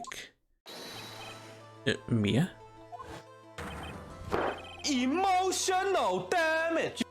Your Honor, the defense requested immediate recess. So that's your answer, huh? Better now, I've decided as well. This court will now take a 20-minute recess. Mr. Wright, when we return, please summon Mr. Look at Me to the stand. Yes, Your Honor.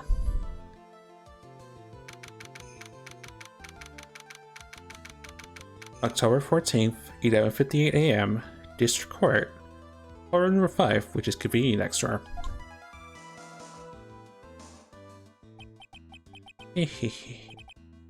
Well, Sir Detective Atme.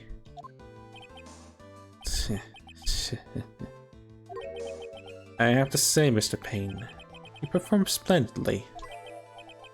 Oh no, Sir Detective Atme, you were the one who... That's enough. This court sees no reason to further prolong this trial. This court finds the defendant. Look at me. Hold it. Wait.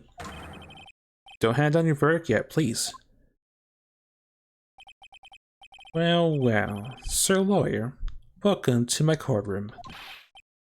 Who's this toaster, huh? My name is Phoenix Wright, attorney at law. And I wish to file an accusation against this man. Look at me. Accusation? You accuse Master Mask? That man is not Master Mask. He's just a ruthless murderer. What?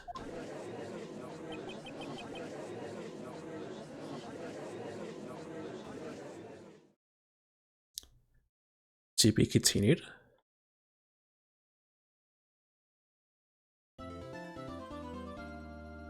I'll say in a few minutes so I can actually get up and stretch.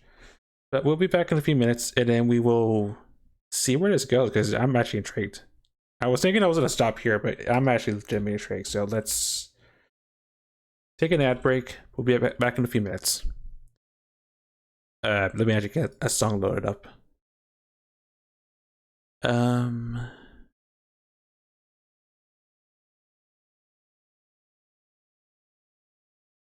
We'll go with this. Be back in a few minutes.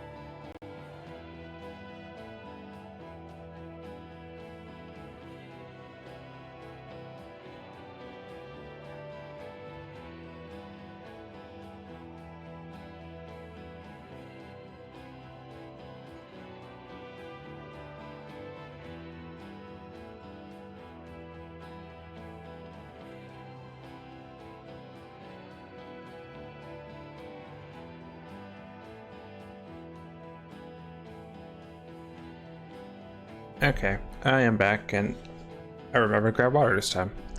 So let's cut the music and get back to the courtroom.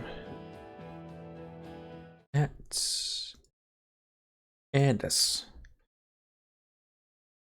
Yeah, like I said, let's get actually back to the trial. I was thinking of like a cliffhanger here because this is usually the end point, but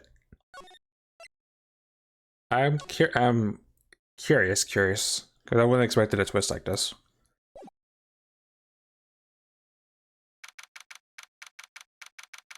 October 14th, 12:14 p.m. District Court, Defendant Lobby number 4. My sis?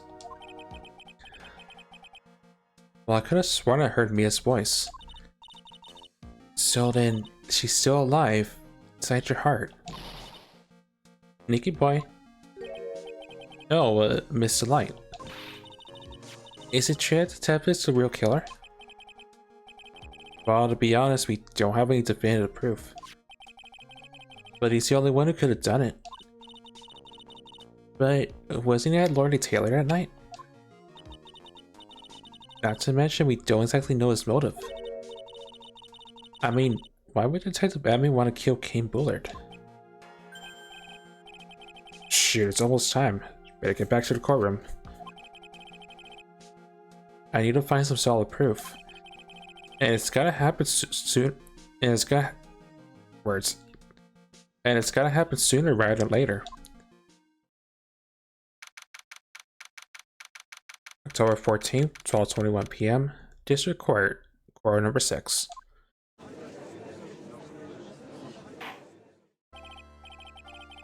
And now, then, this court is back in session. Mr. Look at me, please take the stand. I go right back to the narcissist. Well, well, how do you do, sir lawyer? I never would have thought to see you acting so recklessly. Well, I couldn't let them hand down your verdict just yet. Now I would have given you your perfect alibi. An alibi by the name of Master Mask. Sorry, I'm afraid even a great look at me has no idea what you mean. Of course, I have been in the courtroom ever since 10 o'clock this morning.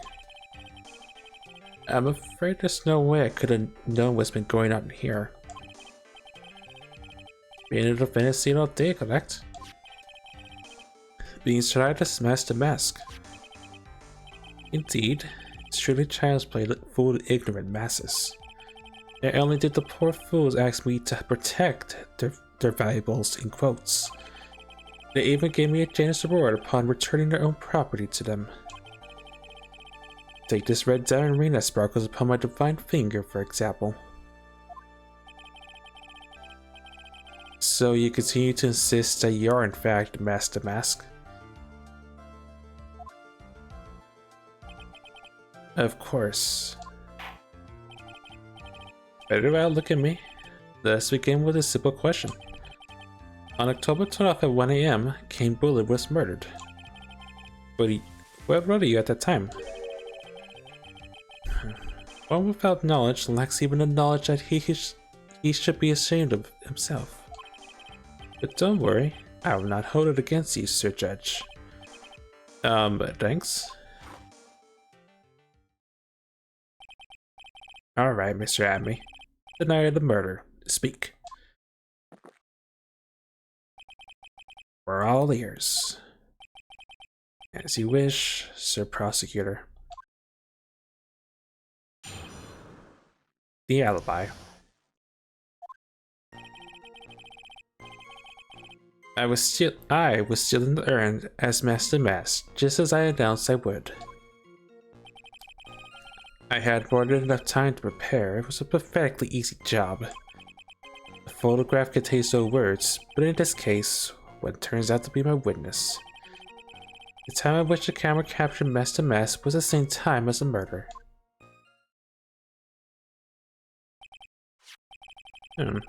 Seems the main point of discussion will be the photo of this crime scene. Right, everything else up until now was all part of his plan. There has to be a secret to the picture as well. Even a great Master Mask cannot be in two places at once. And now then, if you'd excuse me, I have a verdict to receive. Hold it.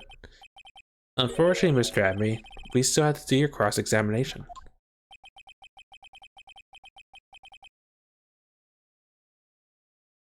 That feels way too familiar to me.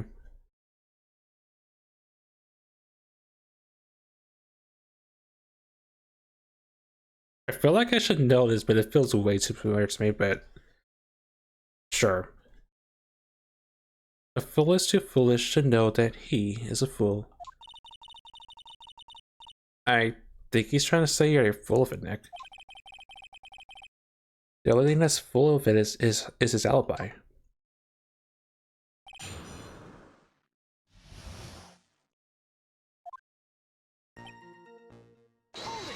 Or it's just, again, I'm reading too much in between the lines to see the full picture.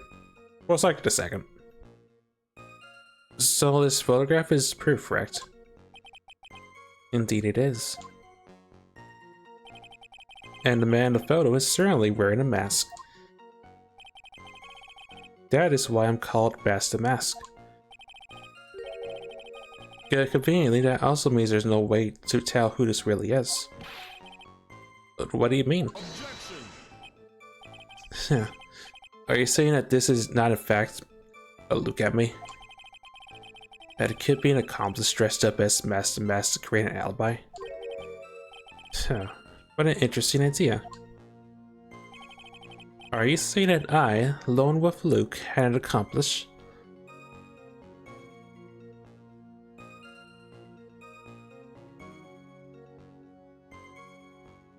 I hate the fact that they're insinuating this and I don't have proof just yet.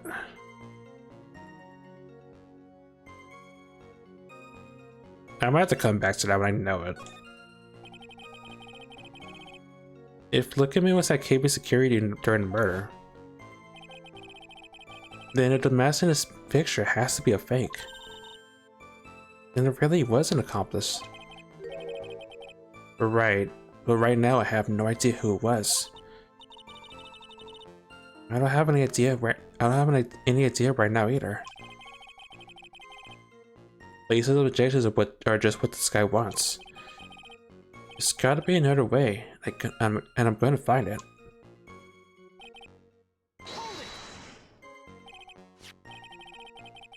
Well, I believe Adrian Andrews hired you at one point. That's right. That was over 20 days ago, if I'm not mistaken. He sent the calling card to Lori Taylor 10 days before the heist.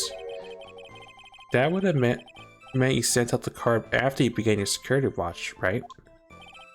Indeed. There is no reason why I couldn't do both jobs at once. It was a perfect opportunity to steal my latest target. I see. You truly are evil, aren't you? Yes, evil is what I am. Nick, is there something odd about this? Huh? Detective Adme was always proud of his ace detective skills, right? But if the urn was stolen from Lord Taylor while he was the only one watching it, he'd have no way to maintain his perfect ace detective persona. Well, you know, that's true. It's kind of odd.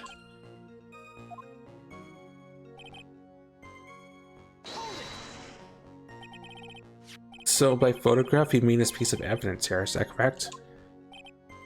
Indeed it is. That's the very thing that proves I committed the crime. The very thing that proves you committed the crime?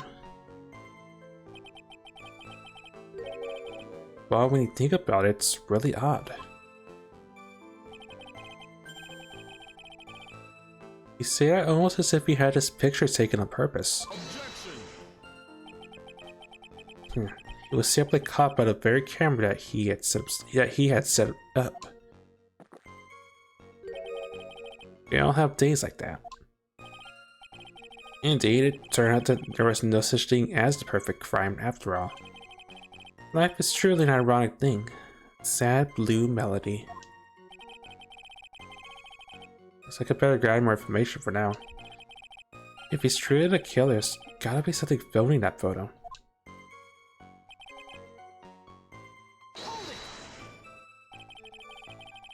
About the camera that took this photograph. Come now, it's all too clear what you're thinking. Nani?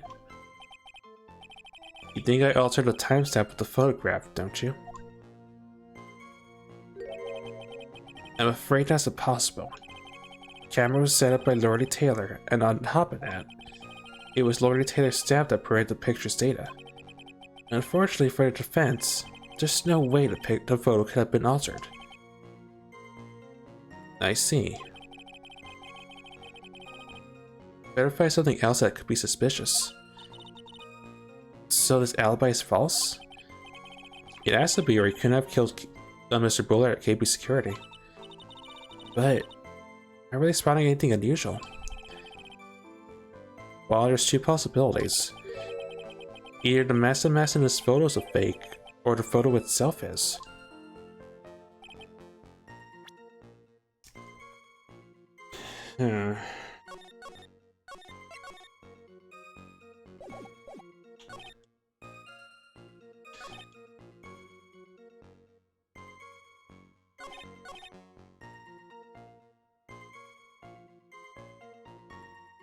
Well, what if I'm pretty sure what I'm thinking. Maybe this is where the statue comes into play.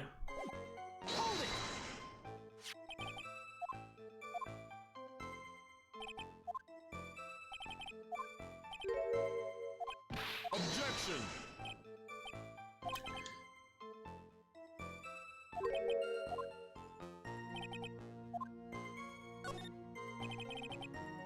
If Look at Me was at KB Security during the murder,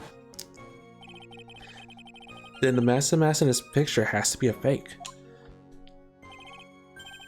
Exactly, you had an accomplice. I feel like this is just a gotcha moment. This isn't actually the thing, but I have to be thorough.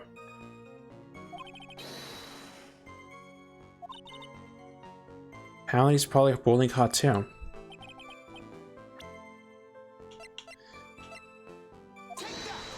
The statue? It was this person.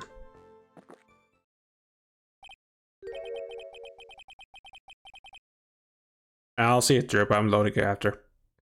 It's quite the prank you're trying to pull. Do you have any evidence that this person is in fact the accomplice? Well, the aura this person has around them is. You're gonna judge someone by their aura.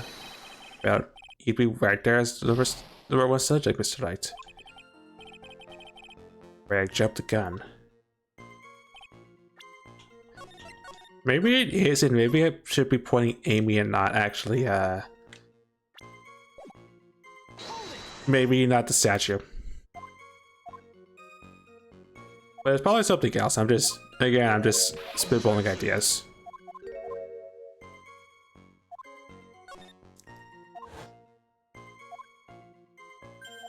Actually, no, it can't be because that's Amy Fee, not, yeah, I'm be silly.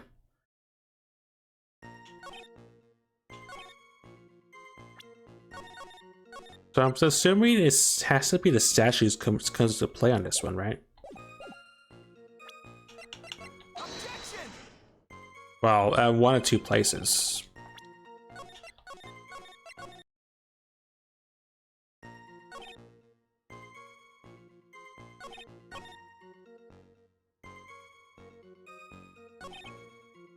Let me read these again, because I'm jumping the gun somewhere.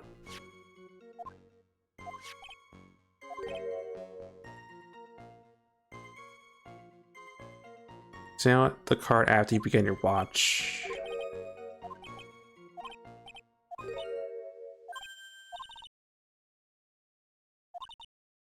Third was stolen from Taylor. I was only watching it.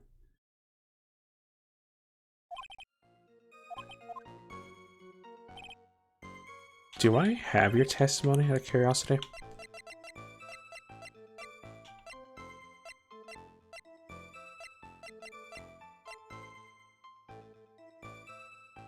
I have Ron's testimony.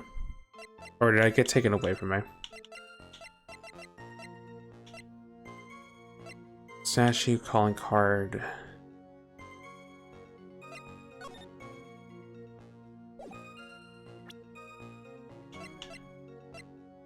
camera data, the photo crime, blackmail letter. No, I don't have safely that, but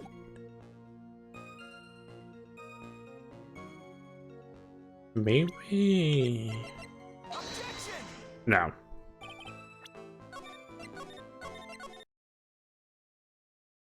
Read the other bit first.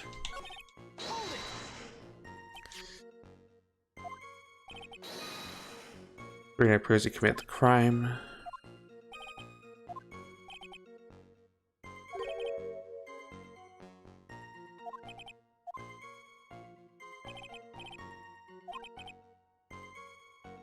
Basement warehouse in the picture, I suppose he captures it.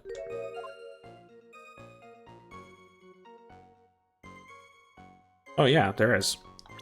There is, but I'm pretty sure I'm gonna point the wrong thing out again, so let me just save.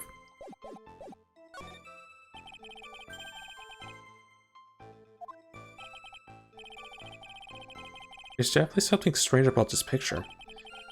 We took a look around the basement warehouse at night, before the death took place. Okay, that's where the statue gets to eat it at your face.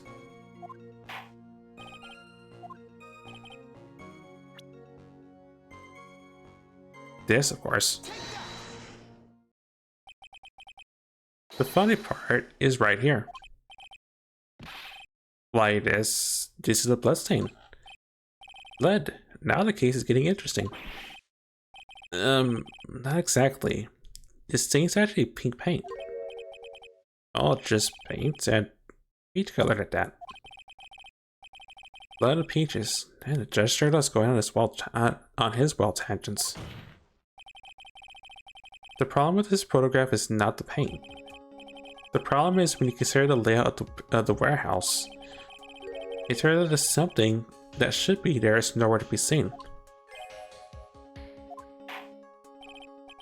Wow, Mr. Knight. What is supposed to be in this picture instead of the paint stains? Take that. The supervisor of the treasure exhibit stated the following. Well, there's a good reason for that. On the day of the crime around noon, that golden statue just happened to arrive from the Mountain Training Hall. I realized that the statue would be the perfect size for covering up the paint stains. That's why I put it where you first saw it. I myself was there the night the death took place and saw the statue in the spot. If this picture was truly taken on that night, then that statue should have been there. Objection. But when I went there the day after the theft, that statue with the old bag was sitting in the corner. Perhaps it was somehow pushed to it accidentally. Your Honor, this statue is slightly larger than yourself and quite heavy. It would take more than an accidental push to move it that distance. In that case, can you prove it? Can you give us the rhyme and reason as to why that statue was moved at night? Can you do it, Nick? Never mind who moved it. The real question is, why did they move it? Well, Mr. Knight, I hope you're prepared for your answer.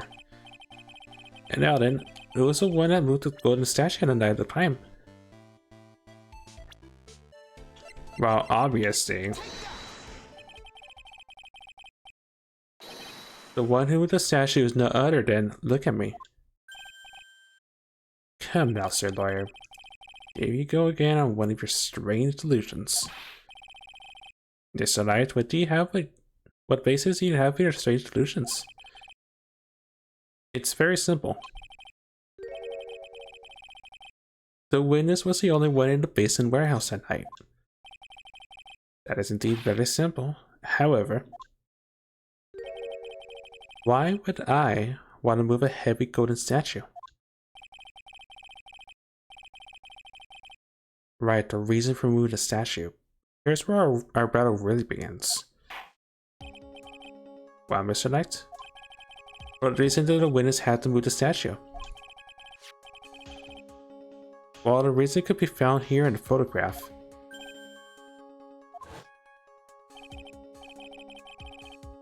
Look at me, you pretended to be mask to mask. To create an alibi by showing you were at Lordy Taylor that night. But this photograph contained a single fatal flaw. If the statue had been there, your lie would have been exposed like cheap film at a drugstore. This is why you had to move the statue. A single fatal flaw?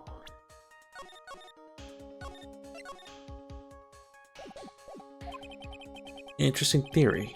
Please enlighten us. Well, I have an idea. Take that. The lie is mask to mask. Are you saying that this mask to mask is a fake? You know, I really wish you would start acting more responsibly. For the record, I was pointing out the box did not have paint on it, but sure, it's the mask. That probably means I'm wrong by proxy, aren't I? Current question is, why was the golden statue moved? So what possible connection could there be with Master Master's identity? Gameplays. I'm gonna get paralyzed, aren't I? Yes, I am.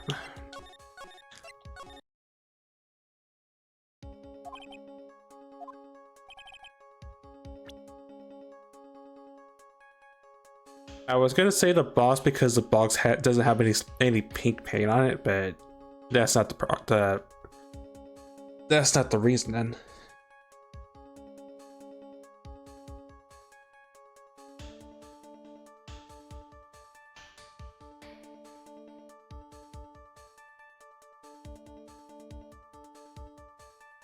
It's probably the paint, but I just want to know if it's probably the timestamp itself, since he said he has altering program or something like that. And naturally, the line in this photo is a timestamp. But what do you mean? I'll tell you exactly what I mean. On the night in question, look at me with the KP security and murdered King Bullard. Therefore, it's obvious. It would have been impossible for him to have been at Lordy Taylor at this time.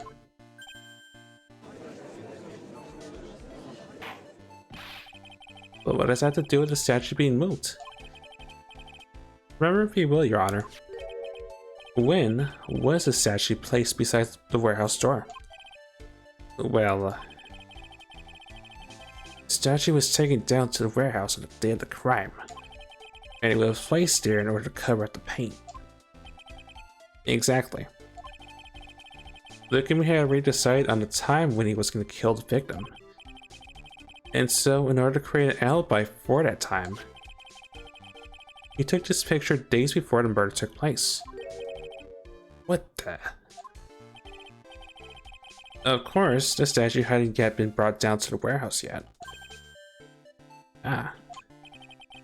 So on the day of the crime, Mr. Abbey must have been quite nervous.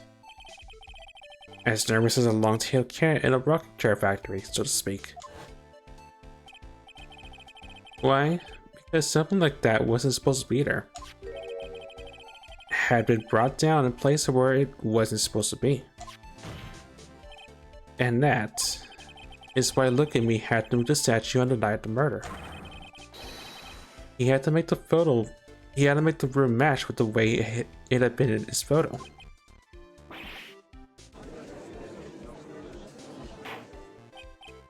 Order.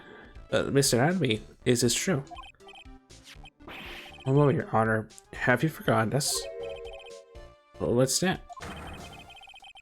The data for the basement warehouse computer.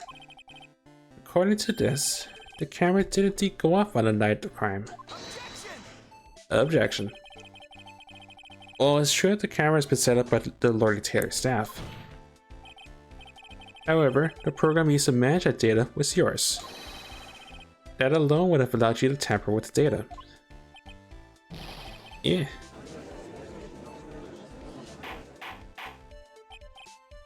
Order. Mr. Godot, what is the meaning of this?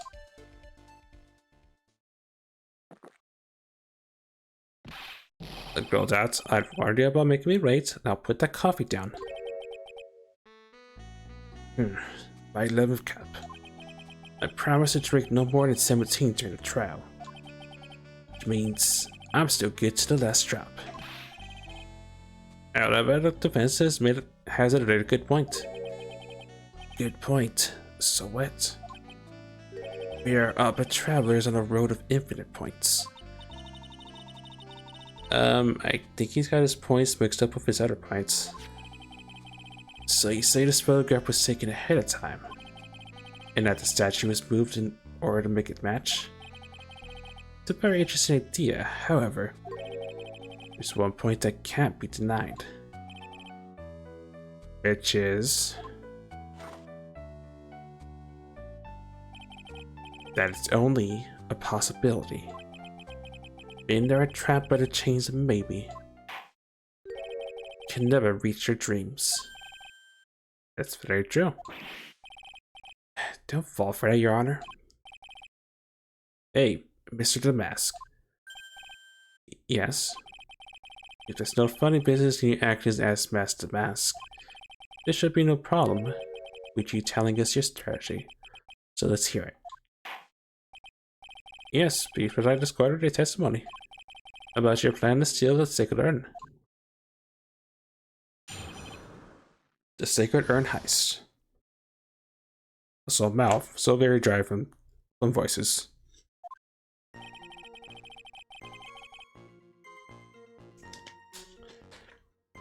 I first received the request from Lordy Taylor about 20 days ago. The urn was placed in a box, and Zavadi, it was then sent to the warehouse.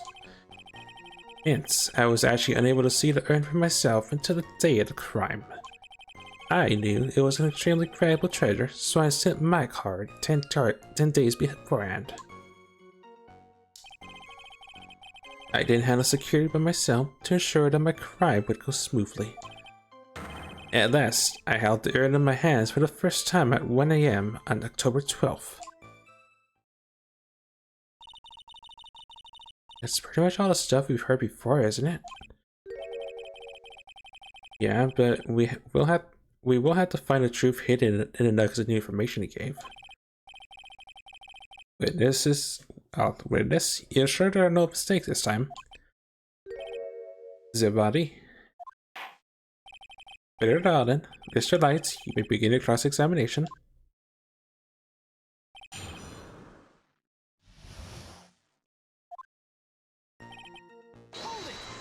Alright, when in doubt, press. You were told to guard the urn by Miss Adrian Andrews, is that right? Indeed. It seems that they have heard of my Zavading reputation. Alright, I see Miss Andrews still attracting the weirdos. You'd better watch out too, Maya.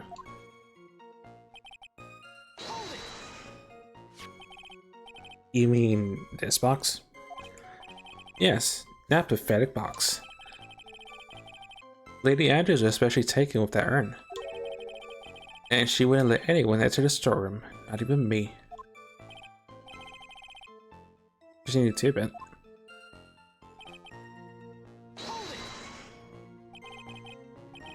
So you're sure that you've never seen the urn before? Indeed. You may ask Lady Andrews to confirm for yourself. My security was focused entirely on the entrance to that warehouse. However, look at me, that no information whatsoever slipped through my fingers.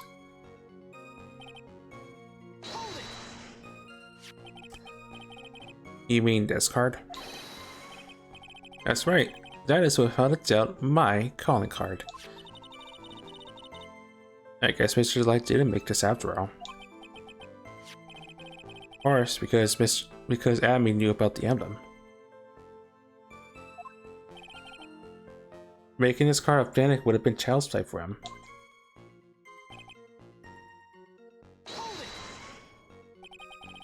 And then no one entered the basement warehouse?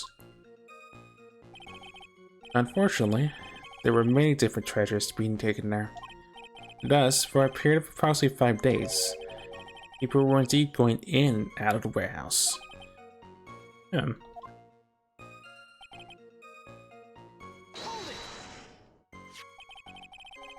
And this is a photo that proves that, huh? Indeed. To be honest, even if the photo was taken, I didn't think it would matter terribly much. Hey Nick, if this photo's a fake, Taylor admin might have stolen the urn whenever it was taken. It's true. You know, he's been saying that he never saw the urn until that night. We can prove that he's lying there. We can wrap this up and put a bow on it.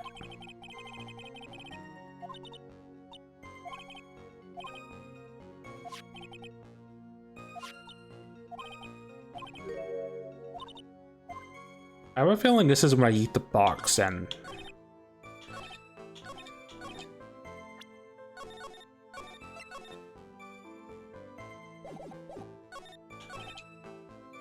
I pushed the wrong button.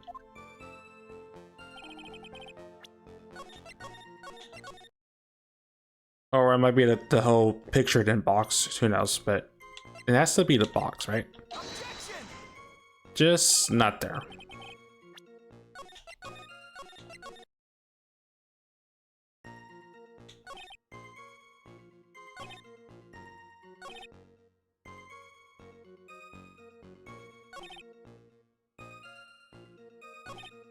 Create the quest, place in the box.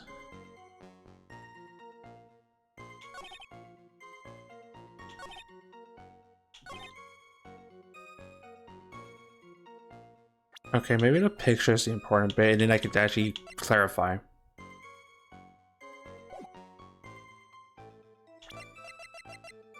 Objection! No.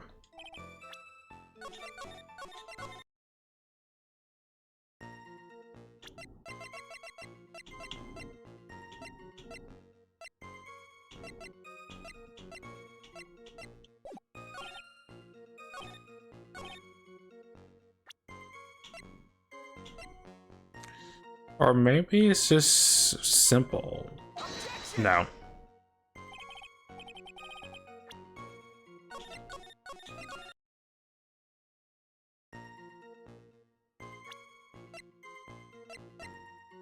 Objection! No, it's not that.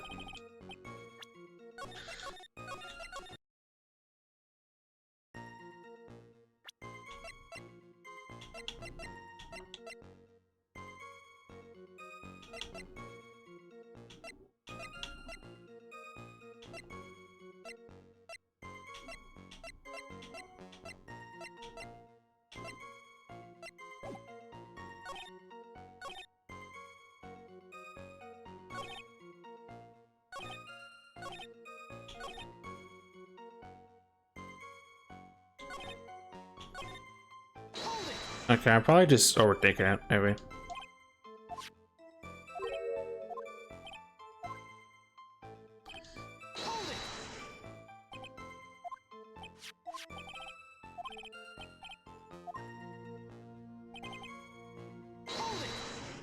Just look at the information again, since I'm probably overthinking it.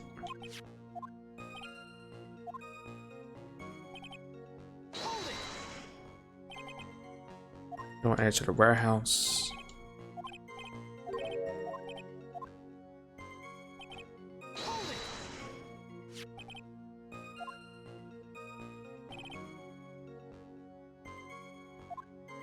The photo was taken, I didn't think it mattered much.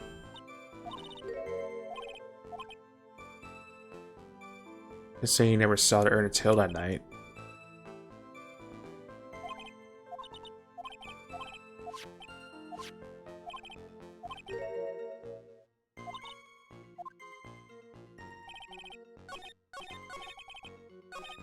Okay, so that has to be the important part that has to be the important part of this.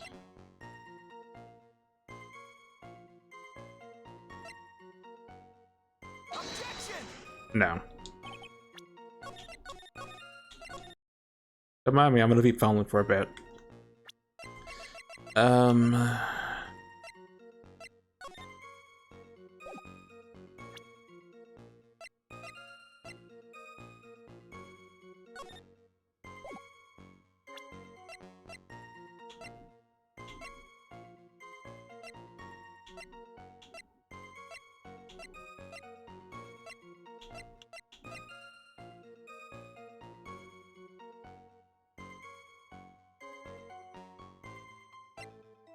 Oh, maybe it's maybe I'm just overthinking it. Objection! No.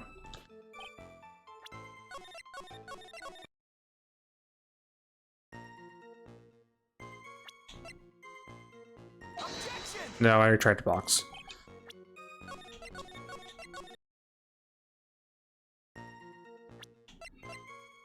Objection! Nope.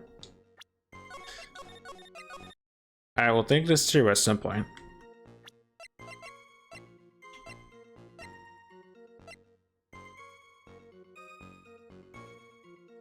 Objection!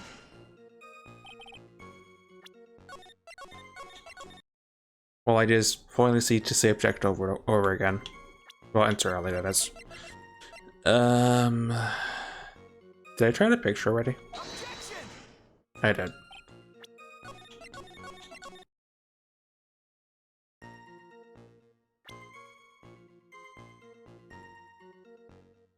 As I film beats at me.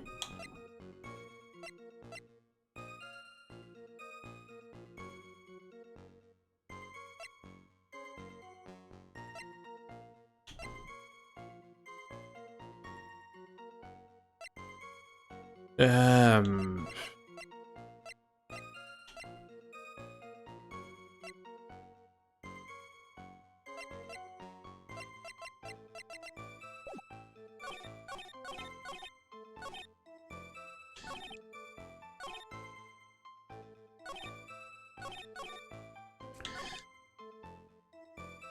Hold it! That's probably really look at that drawing. Got relevance. Hold it!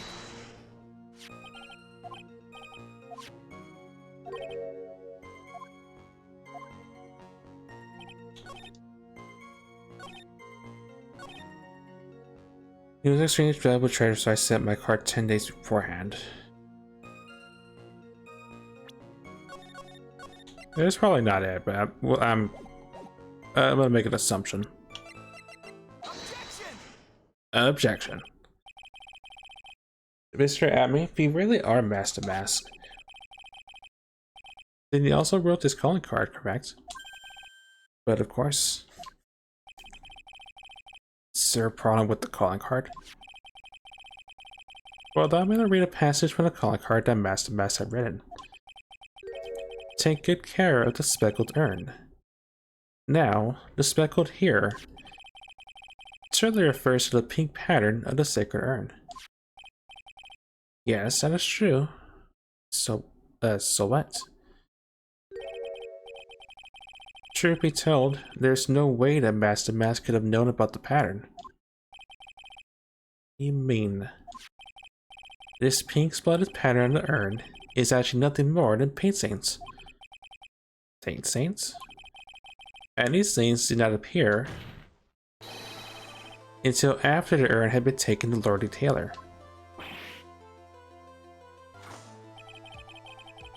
I find this joke to be very funny, Mr. Wright. The day the sacred urn was taken to the warehouse, the urn was broken due to human error, or should I say an error-prone human. And that's when the pink paint got on the urn. Can't be serious. And yet this calling card clearly mentions the paint pattern. Which means Detective Abney has seen the urn long before the crime ever took place. In fact, he saw it when this fake photo was taken. And because this photo is a fake, your alibi for the night of the murder no longer holds water.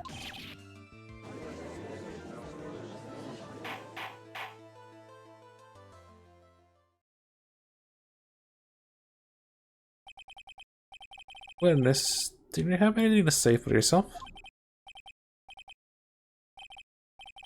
Alright, I did it. He's broken again. Nick, I think it's still a little early for a victory pose. Nani? Ha. It's so sad. No one has any conviction these days. Conviction, you say? Yesterday, we were all decided unanimously that this man was Master Mask. And now, we're calling him a murderer. Don't think we're being a tad fickle. It's a fair point. Don't fall for that too, Your Honor. You're saying that Look at Me was the one who killed King Bullard. Let me ask you this. Why would he do that? An excellent point. ... exclamation point. Motive, my right, Mr. Wright. Motive. Might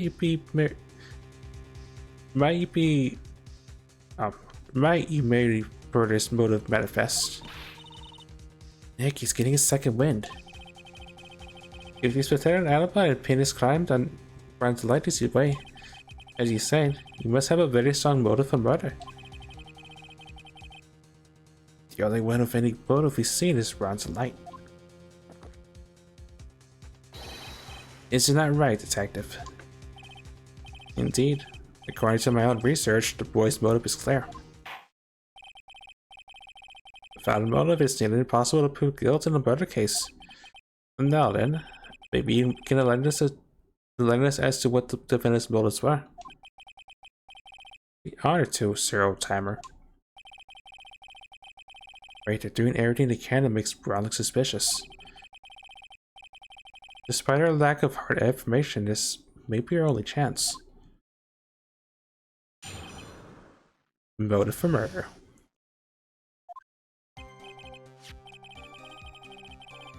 Look at Me, had no points of contact with the victim whatsoever. King Bullard decided to investigate Master Mask and simply mistook who he was. It was Mr. Bullard who wrote that blackmail letter and sent it to Bronze Light. And it was again Mr. Bullard who harbored a grudge against Mr. Delight for his betrayal. Mr. Bullard's mistake is quite excusable. The defendant truly believes he's Master Mask. That is why Mr. Delight saw it fit to kill King Bullard. Truly a tragedy. So the victim, King Bullard, blackmailed the defendant. This is a blackmail letter found in the defendant's apartment. Handwritten tests confirm that Mr. Bullard was indeed the one who wrote the letter. Oh. Naughty.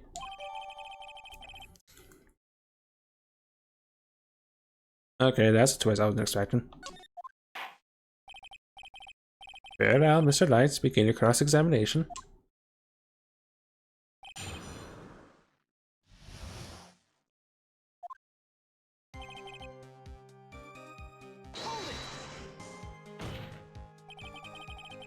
And who in the world's gonna prove that? I will. I will. After doing a thorough background check of Detective Batman and King Bullard, we were unable to find any links between them. It's on the report. Unless they were connected to the wreck, they were both involved in security. Nope. That was blunt. In any case, the only one with a motive was Mr. Delight. Miss Chuck. That's right, Miss Chuck. From the Old Norse Mistaka, meaning to take an error. That wasn't what I meant. Just who did the victim mistake Master Mask to be? Well, the answer is obvious. Ron's Light, of course. Oh, I like to wipe the smoke look off this guy's face. Why would the victim mistake the defendant for Master Mask? But you already know that. Zivari, take a look at this newspaper.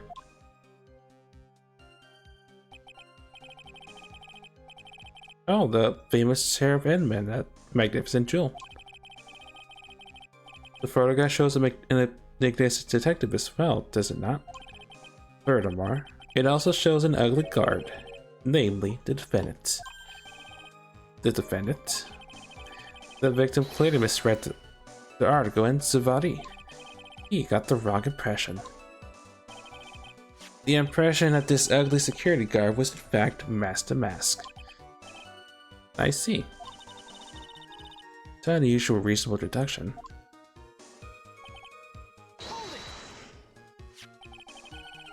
You mean this blackmail letter right here? It says between 50,000. And the handwriting is without a doubt the victims. It's no mistake. We have an official report to prove it. But I don't see an addressee on this letter anywhere. An addressee? This letter was discovered in the Wright Delight's department. And Mr. Delight did not show up at the designated place and time. The fact there's no addressee is irrelevant. I wonder. What's up, Nick? I had that same thought too, because there's one part that doesn't make sense with the blackmail letter. You know, the second half past the 50,000. If you don't, I'll take the red diamond you received. And you know, there's a certain thing on his finger.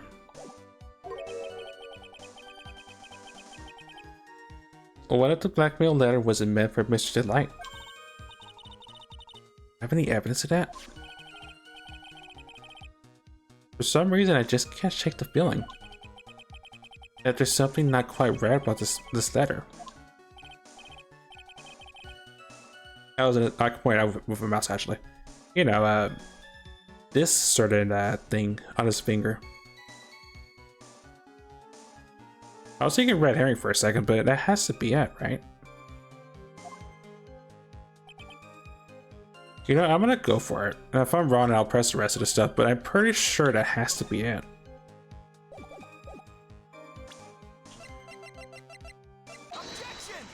Objection. Mind if I ask you a few questions, Detective Batman? Well, if it's just a few, I guess it's alright. When he said this letter was addressed to Brian's Light, I couldn't help but notice one major contradiction. Contradiction? I don't know where a walking contradiction like you can stop saying things like that. You're one to talk. Times like these, men are made to express themselves with their fists. Why don't you show us what you got there, Junior? Indeed, time to man up, Mr. Light.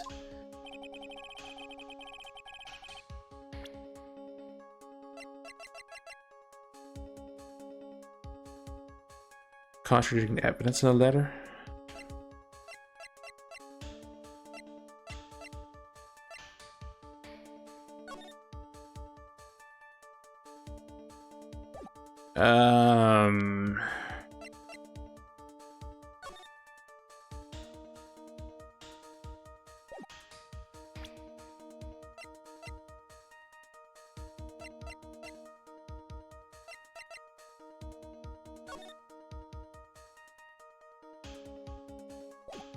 As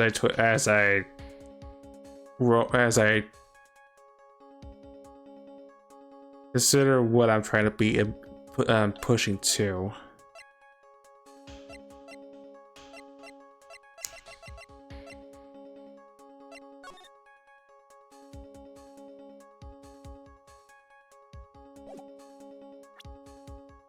I'm assuming they had to be talking about the list, right? Take that, maybe. Little 2-1 punch like that wouldn't even face me. Objection? I think you mean 1-2 punch. Ow.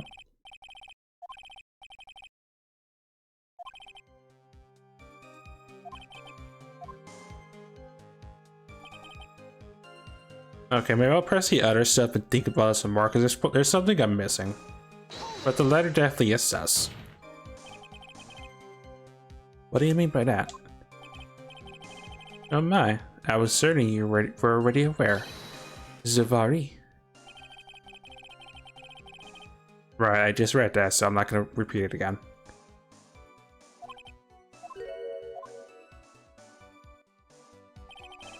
King Brillard had yet to forgive young Mr. Delight, which is why he sent him the letter upon mistakenly believing he was a thief. There's a file we discovered in Mr. Bullard's office. Evidence that Mr. Bullard was receiving money to blackmail. However, it's just a bit odd. Why did the defendant pay Mr. Bullard the money, even though he wasn't actually Master Mask? On that point, there was an unfortunate bit of chance.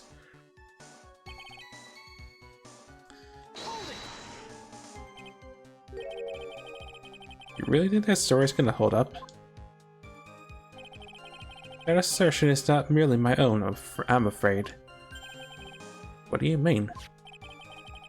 If you're a memo from Ron Delight's wife, Desiree Delight.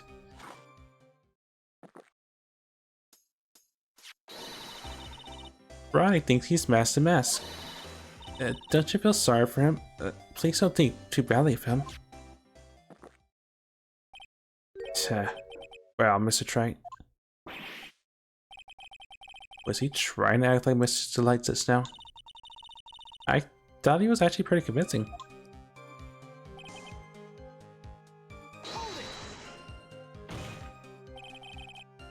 Now, that's just your imagination talking.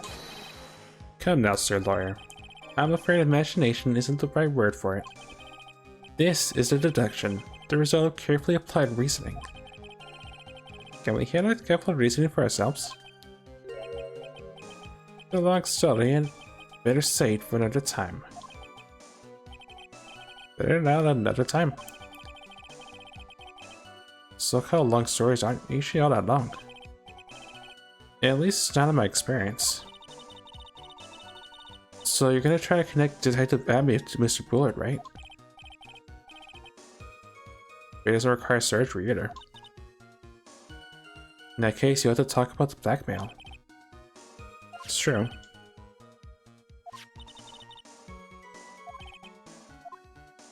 Okay, well, that didn't really help me that much.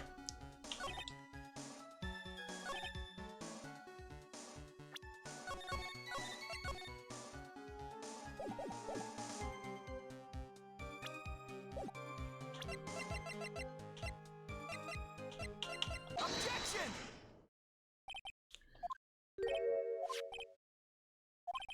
Okay, maybe it's just as simple as I'm pointing to look at me that it's his blackmail letter.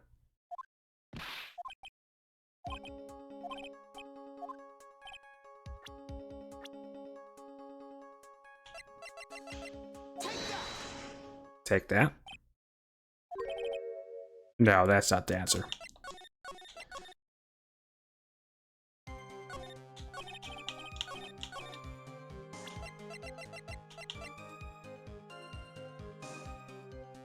Objection!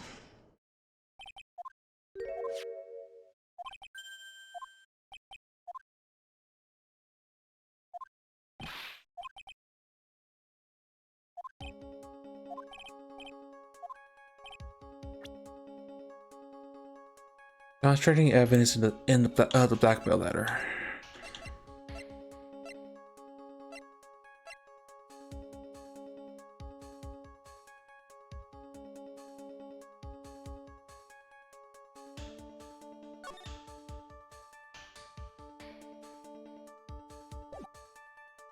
Maybe this is what I think it's probably what I think it probably is.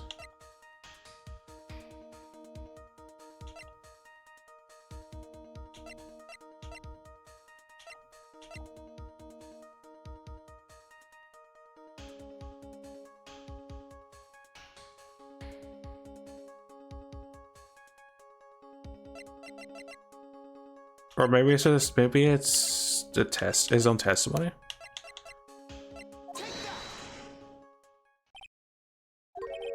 No.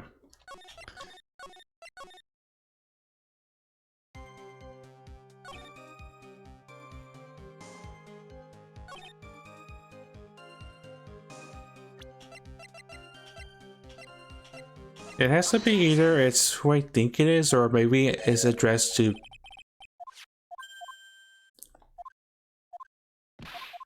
Maybe it's something that's more obvious than that.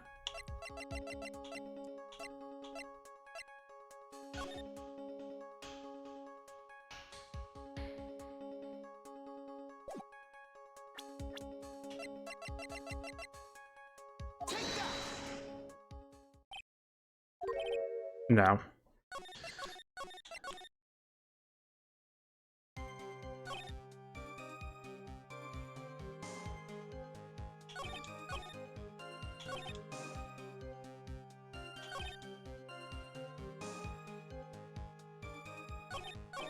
I am sort of curious. I thought this is probably it, but no. So it has to literally just be the picture and something else I'm missing. I mean where's the blackmail letter and something I'm just missing. Let me just look at this again.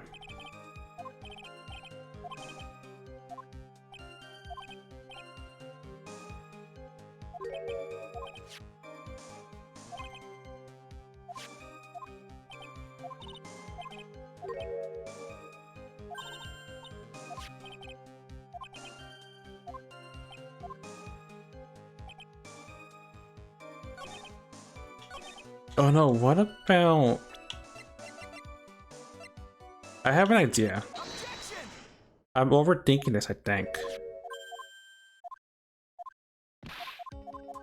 It's not addressed to him, it's addressed to the mask.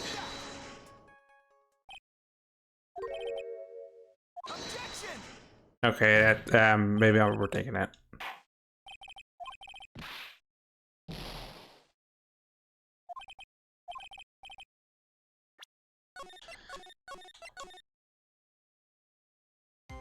I already tried saying it was look at me, right?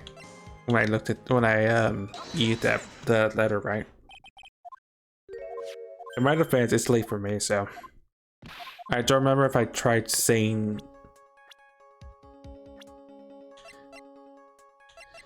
eating look at me's face at it. No, I clearly did try.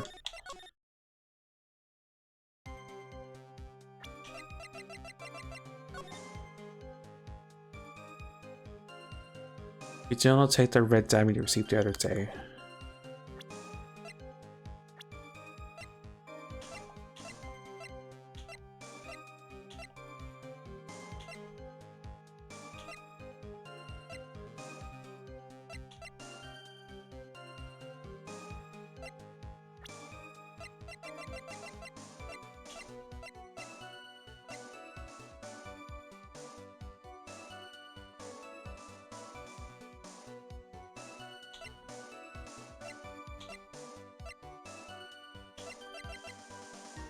I tried Ron's testimony, I think. Did I try the newspaper clipping yet? I'm not sure if I did.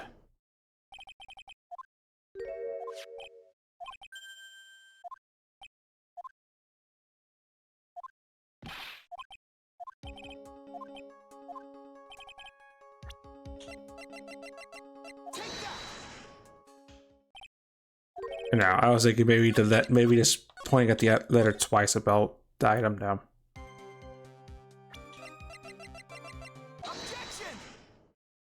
I will figure this out at some point.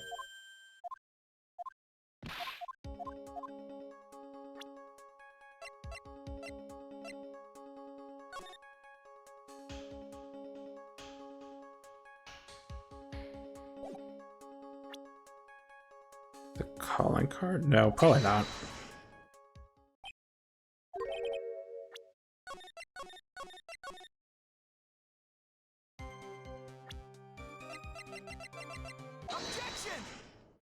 I wish I could just point at the ring on your finger. That seemed like the obvious contradiction to me, but the game said no.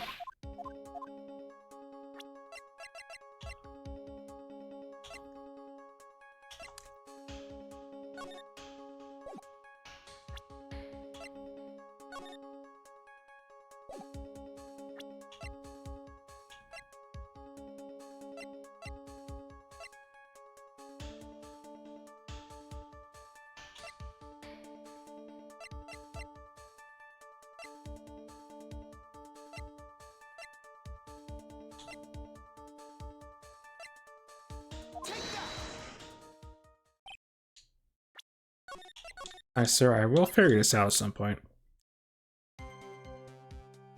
Just look at this one more time.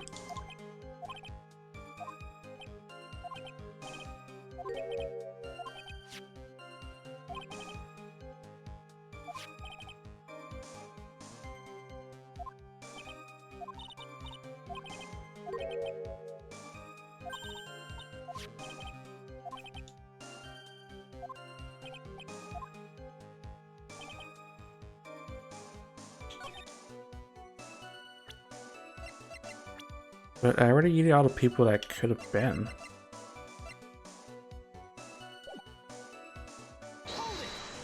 No, I pushed the wrong button.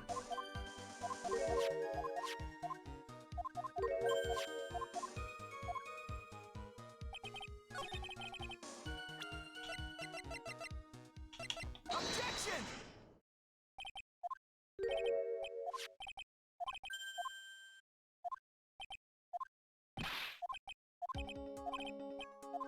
I already tried using not look at me. Yeah, using look at me using mask to mask.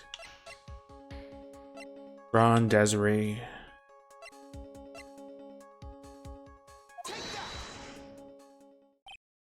No. Am I sure I used I did in fact eat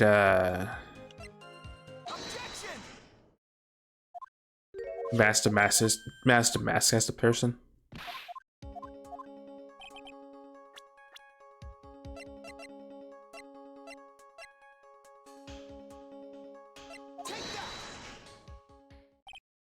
No, not that.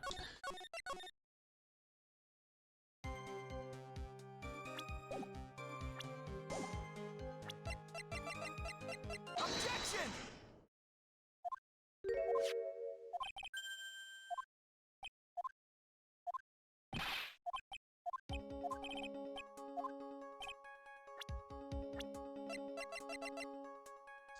Double check.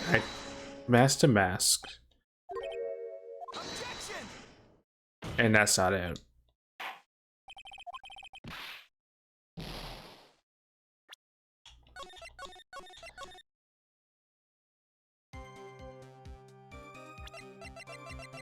Objection!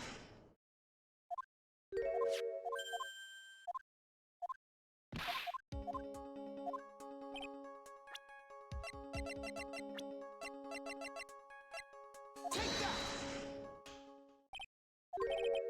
Objection!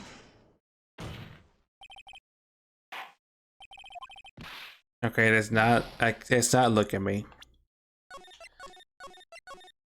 I wish I weren't so cryptic about this. That's my only thing I sort of wished was. That's sort of what I wish wasn't counted as a contradiction.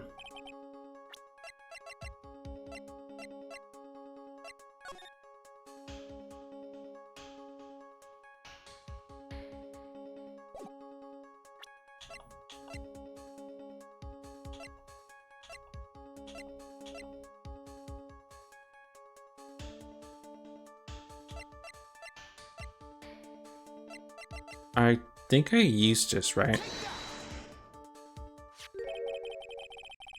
No, it's the one thing I didn't eat at that I didn't point out. Because I thought it was just implied that I thought it would be implied. That's why I never eat it, apparently. Take a good look. Anyway, take that. Take a good look at this newspaper clipping. It contains a picture of the Tear of Eminem, the stolen jewel. Oh, what about it? The problem is this jewel's color. Color? Not much for discussing color myself. According to the clipping, the color of the stolen jewel was blue. However, in the blackmail letter, a totally different jewel is mentioned. I'll take that red diamond you received the other day. Red? Which means the red diamond described in the blackmail letter is not the Tear of Eminem Master Jewel at all.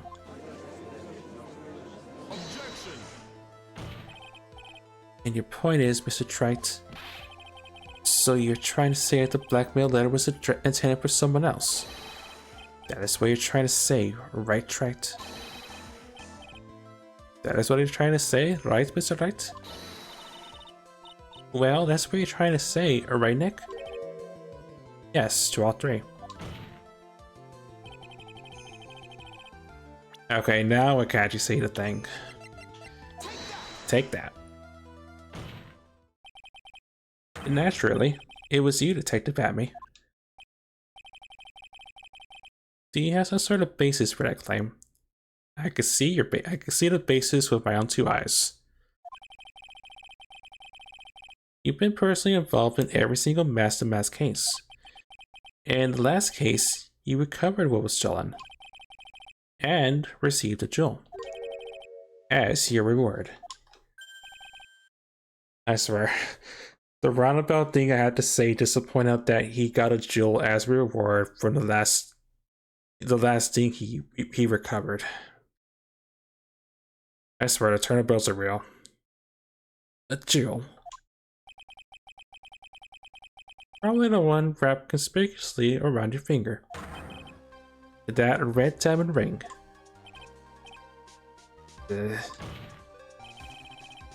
That's the diamond referred to in the letter. Which means that Kane Bullard wrote the letter in order to blackmail you.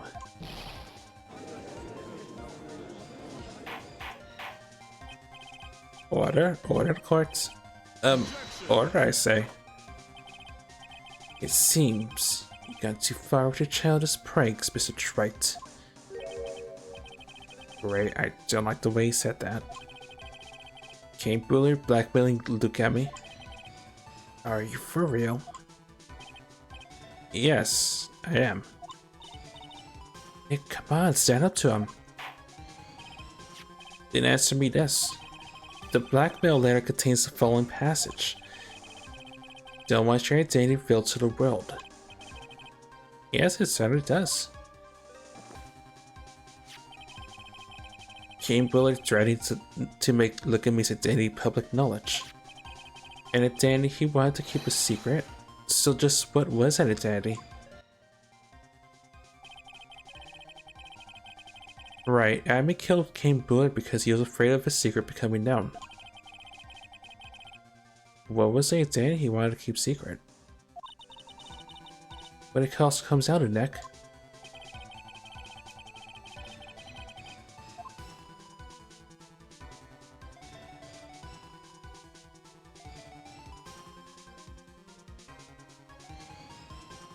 The identity that Look at Me wanted to so desperately keep secret was his identity as...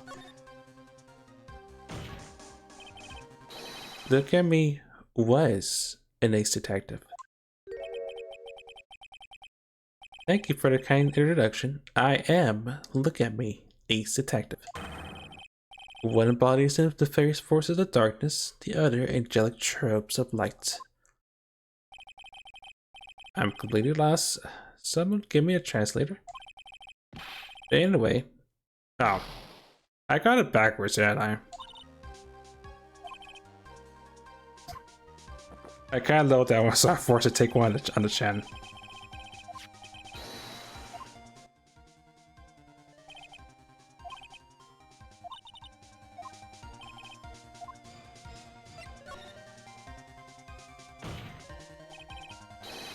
Look at Me was Master Mask.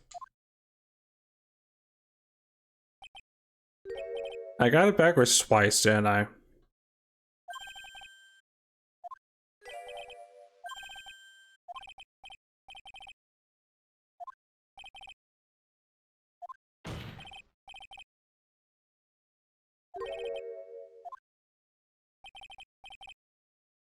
Yeah, I am just gonna back it up. Apologies. Don't mind me, I'm just being a complete and utter fool today. Yeah, and if I get it wrong a third time, then well, if I get anything else wrong, I'm definitely gonna make Ron guilty.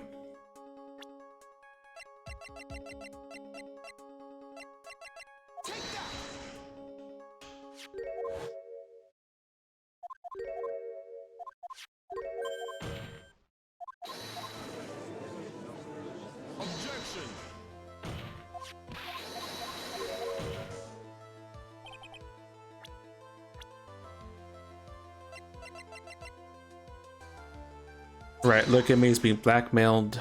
Is the being person being blackmailed?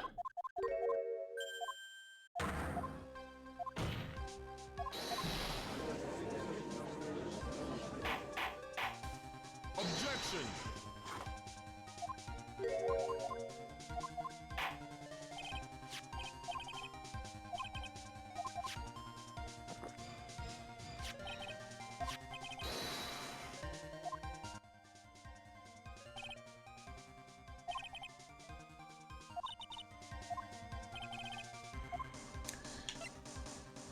That area that look at me wanted so desperately to keep secret was his identity as a blackmailer. Don't mind me just getting it wrong twice. Look at me was a blackmailer. Objection. Hey now, isn't that a little different from what you've been saying? You said that King Bully was the one blackmailing. Look at me. Are you saying that at me was blackmailing someone else on top of that? Alright, he's blackmailing the defendant. I'm just, you know, getting it completely backwards as I tend to do. It's not odd, it's the only thing that makes sense. King Bully was blackmailing Look at Me. But Rontalite was also being blackmailed by a certain someone.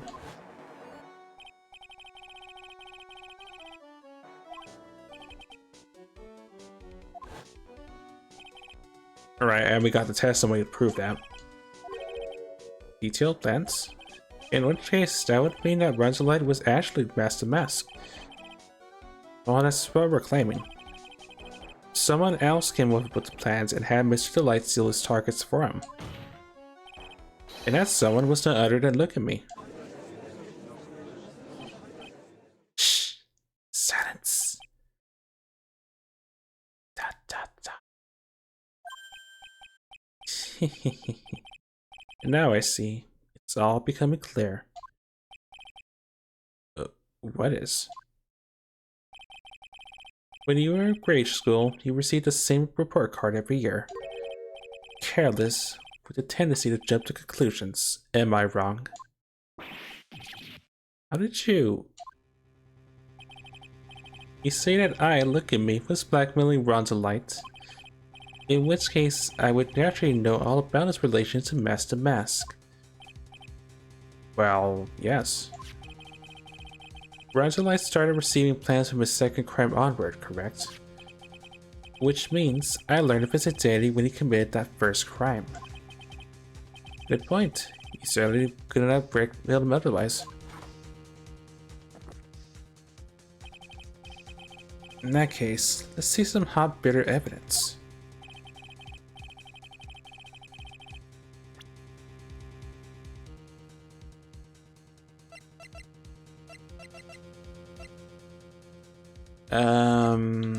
I should know this one.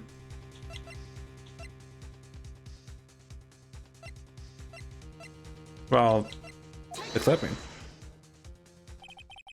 Take that. I think I see it. See what? When you were in grade school, you received the same report card every year. Kids did lots of mischief trying to be the center of attention. Do you mean? This newspaper clipping. It has a picture of you and Rontalite in his guard uniform. It seems that Master Mask didn't just appear at dinner. He just took off his outfit and hid it in a bucket. Sounds too stupid to be true. Oh, that sounds far too stupid to be true. Correct, with tricks like that, he couldn't fool a baby, let alone an ace detective. And that's when he figured it out, Mr. Adme. That's when he learned that under his mask, Master Mask was really Mr. Delight. Was he supposed to be Master Mask? Not only that, but it looks like he's not even the ace detective. I can't believe it, he's just a slimy blackmailer. What a fraud, trying to get past stuff as ace detective. I did not expect that all to be all red. Goodness. Why you? How dare you expose me like that? Dot dot dot. Right, I mean, I've never blackmailed anyone in my life. I'm a famous and proud ace detective and also master mask. Why can't you understand that? I'm afraid you're neither a proud thief nor an ace detective. You're a blackmailer and a murderer. That is your true identity. Why, you?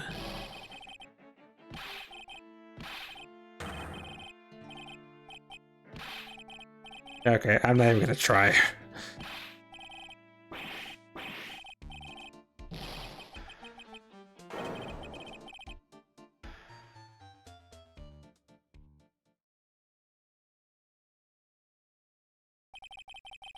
It was seemingly finally arrived at the real answer. And that was quite a performance by Mr. Atme. The bailiff, please declare the cell for Mr. Atme. Objection! Of course. About the gods.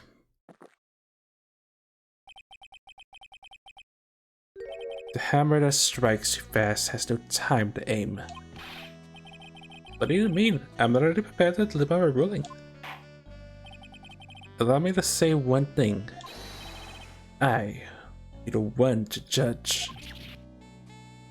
exclamation point. You don't get much more in your face than that. Or more in your face than that.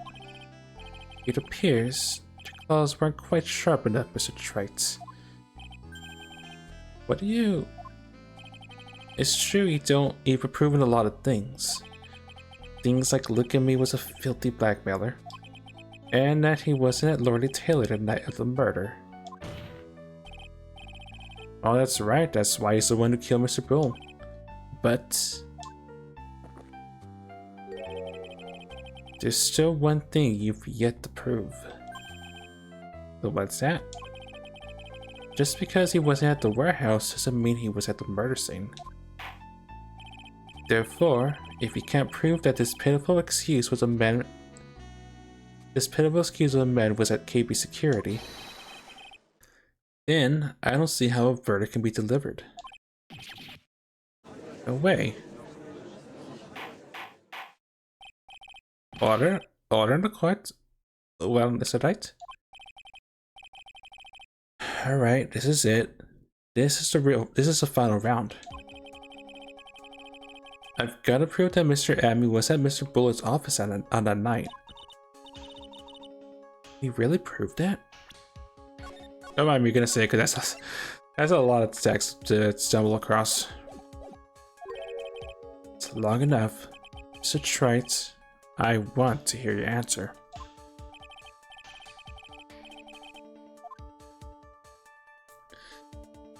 That night, Look at Me was at KB Security, and I can prove it. The defense can prove it with evidence. Are you sure? Don't you worry, I'll watch over you as you break down and fall to pieces. Let it out then, let's see this proof.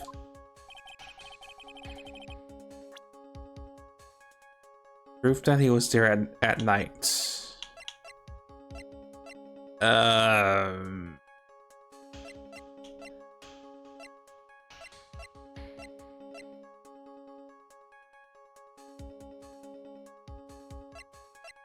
Yes.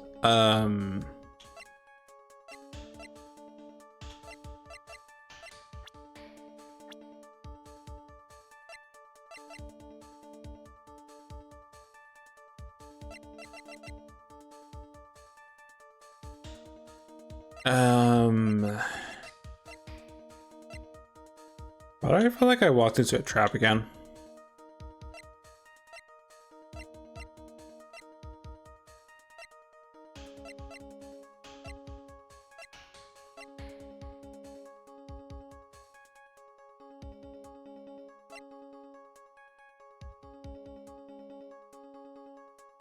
The buzzer?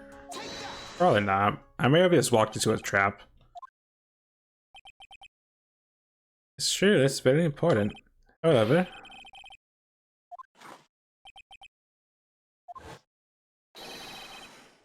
Great, and I got copied.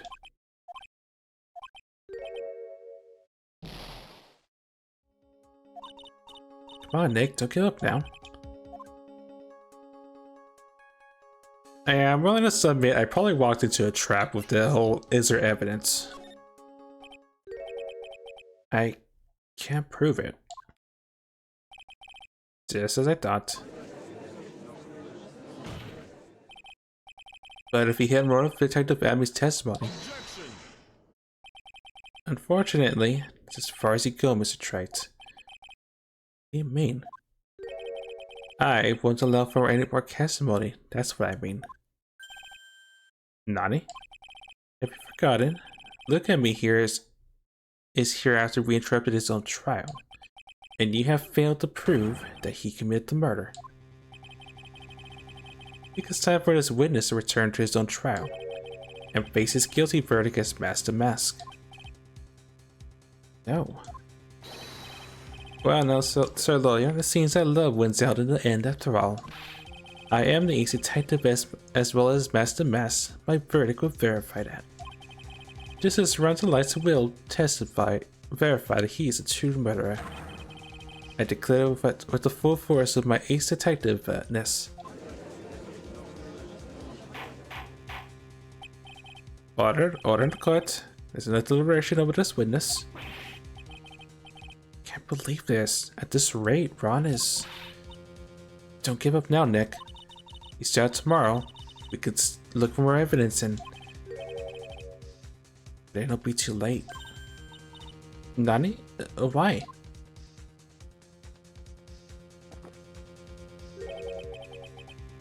Double jeopardy. What are the basic rules of any court of law? Double jeopardy? Should the defendant be found and tried and found innocent in court, the defendant cannot be tried again for the same crime. This is a fundamental rule of all courts, and it applies to this witness as much as it applies to anyone else. Mr. Abbey will be found guilty in a matter of minutes. Guilty as mask to mask, which means he'll be innocent as far as the murder of King Bullet is concerned. No way. The fact that you're unable to prove Mr. Enemy's guilt of the crime here means that he'll never be tried again as King Bullet's murderer.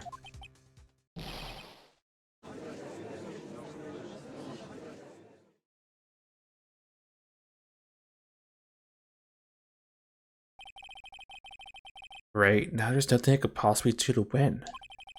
Even if Ross were claimed to be innocent, the real killer, look at me, go free.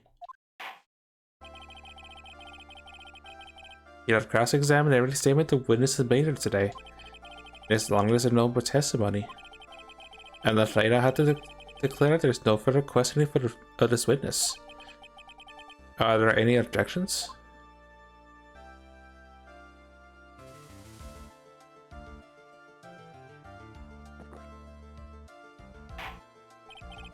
Then I hear that ended cross-examination of look at me.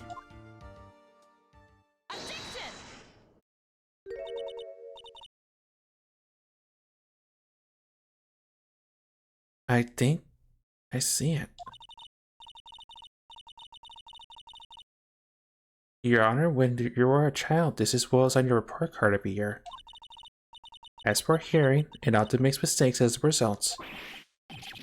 What did you? Yes, I had a feeling it might have been me that said that. Phoenix, raise your head up high. Have you forgotten what I used to tell you? A lawyer is someone who smiles no matter how bad it gets. Voice. No way. Long time no see, Phoenix. Mia? And this is a true power of the current challenge technique. I know that it's really Maya who's standing before me, but right now she's my mentor, Mia Fey. Now, let's do this. There's nothing more we can do, Mia. Without any more testimony, I can't cross-examine. Not yet. The testimony's not over yet. What do you mean? Your Honor, just now you said something very interesting. You've cross-examined every statement the witnesses made here today. Yes, that's true, but... Unfortunately, Your Honor, you've forgotten something. Earlier, after the last cross-examination, this witness made a number of remarks.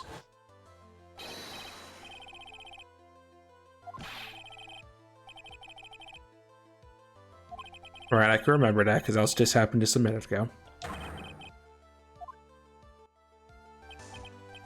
Yes, but those comments appear to have no opponents whatsoever. Very well, then we shall prove their importance via cross-examination. At any rate, as long as the witness has made these remarks, we defense assert our right to question them. Is that alright with you, prosecutor? Is something the matter, Mr. Godot? Nothing. Oh, sir, lawyer, looks like you're one step too late. If you think such falsehoods would do anything to me, look at... Let's hear it. Nani? It's true that the witness has made some remarks. So then, let's hear this last bit of cross-examination. Mr. Godot, what are you... Bear it out in, Mr. Look at me. I'm gonna allow the defense to cross-examine your earlier remarks.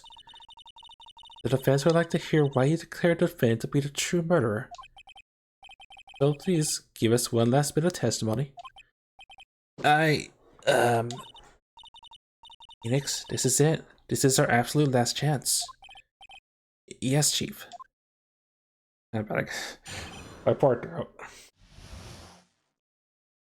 I thought we had we're good and not guilty confetti. No. I'll muscle through this, but I'm taking a break at the end of this for sure.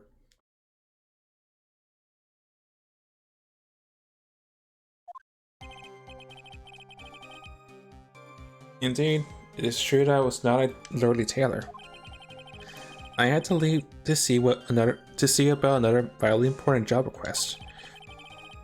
I had known about the date beforehand, so I had this photograph readied. My brilliant deduction was what informed me that the true culprit was brought to light. And thanks to the keycard and wallet, it was abundantly clear that he was there. I was also able to make a deduction about the buzzer, which only sounded once. The button didn't have any fingerprints on it. Why? The victim would have left prints if he sounded it, which means the killer sounded it. Mr. Delight was wearing his Master Mess outfit, which is why he left no prints. And the blackmail letter? The victims likely just mistook the color of my jewel. Zavali. Therefore, all the evidence points to that poor boy.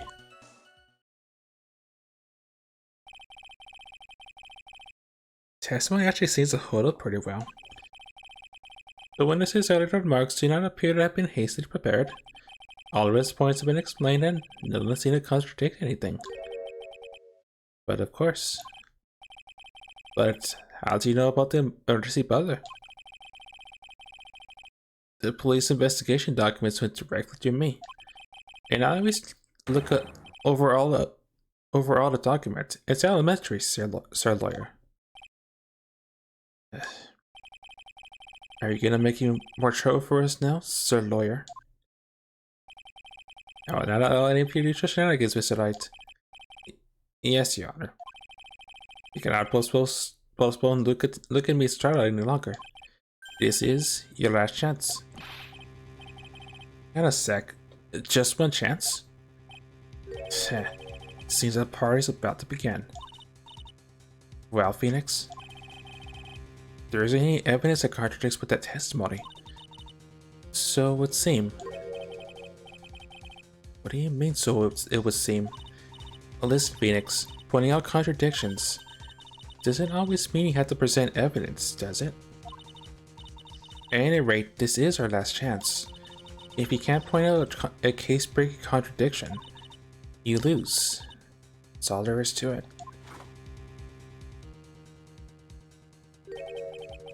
cup number 17, the last cup. It seems like the time has come to put an end to this trial. Okay, I have to find a fatal contradiction in his testimony. And I need to point it out without presenting evidence. Which means all I can do is find a contrary remark and press it. Remember, you only get one chance. Very well then, Mr. Knight. Please begin your final cross-examination.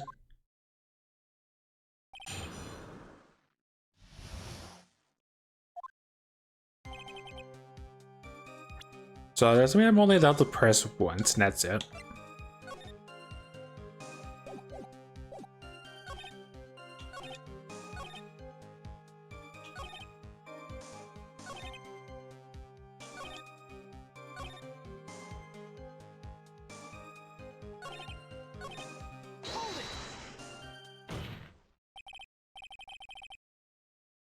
Mr. Amy, about this last remark. Objection.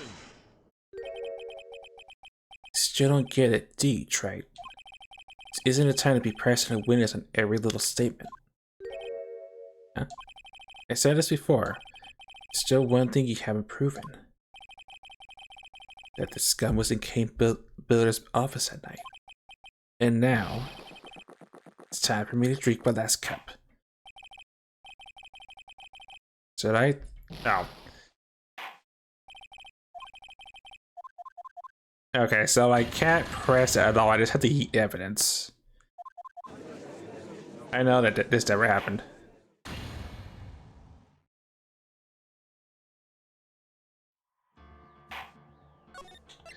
It's like the end of the second game all over again, where I'm only allowed to destroy evidence.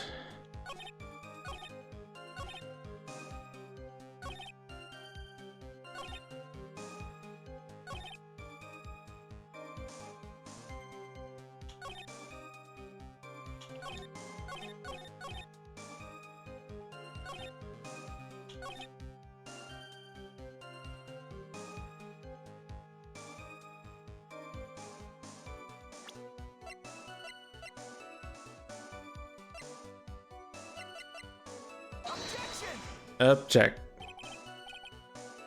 If I gonna get fully paralyzed if I try to do that.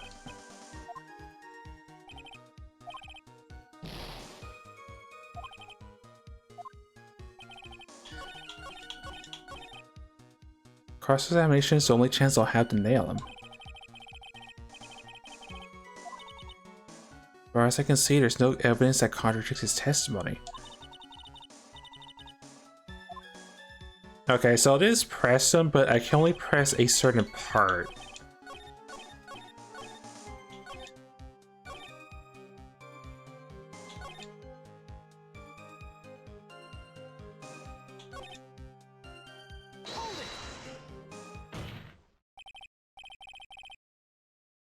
Objection.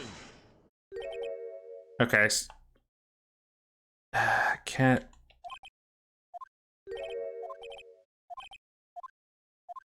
I hate the fact that I can't stop it because I know I can't do anything about at that point.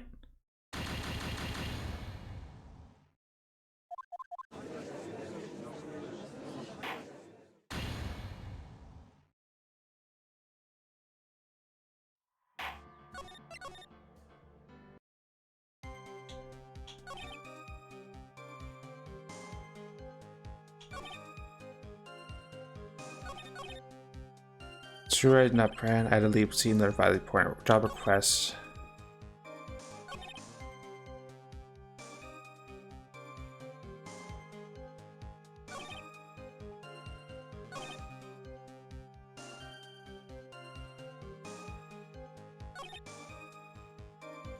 Is it this part then?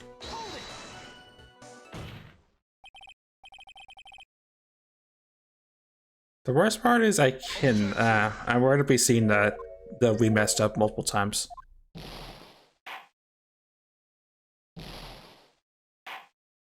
Because I cannot pause it if I make the wrong assumption. So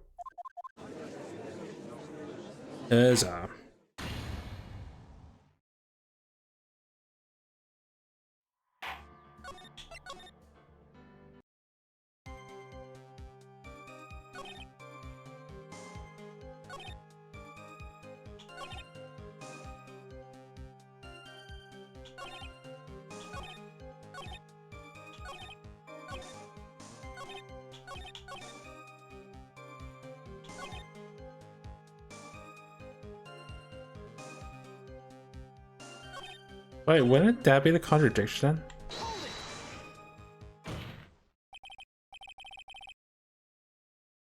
Mr. Amy, about this last remark, also hold it if the case that's right. Objection. You still don't get it, do you, Trite? Is it trying to be pressing witness in every single statement? The reason why I'm saying this time is I see I could pause. But I think I pressed the right thing for once. I'm afraid you're the one who still doesn't get it, Mr. Godot. What? Mr. Amy, it seems you finally admitted that you were in the CEO's office on the night of the murder. Can you say that? Well, let's review your testimony, shall we? The button did not have any fingerprints on it. Why? Mr. Delight was wearing his mask to mask outfit, is that right, correct? Indeed, that's what I said. My deductions are absolutely foolproof.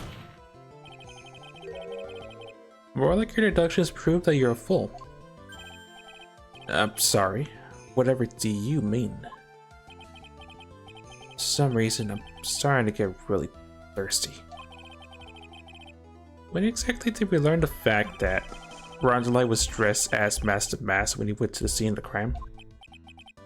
That was, it was just a few hours ago. Back when my sixth cub was looking at me with a cold stare. Alright, the one thing he didn't mention at the time.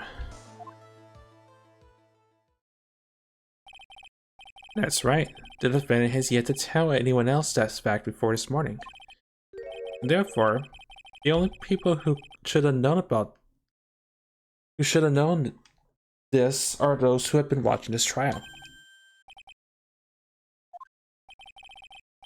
You understand now, do you, Detective Atme? There's no way you should have known about that.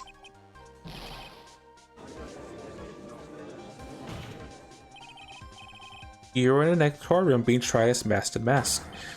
So enlighten us, just how did you know about this piece of evidence? I mean, information. Well, come on, the detective must have known about it.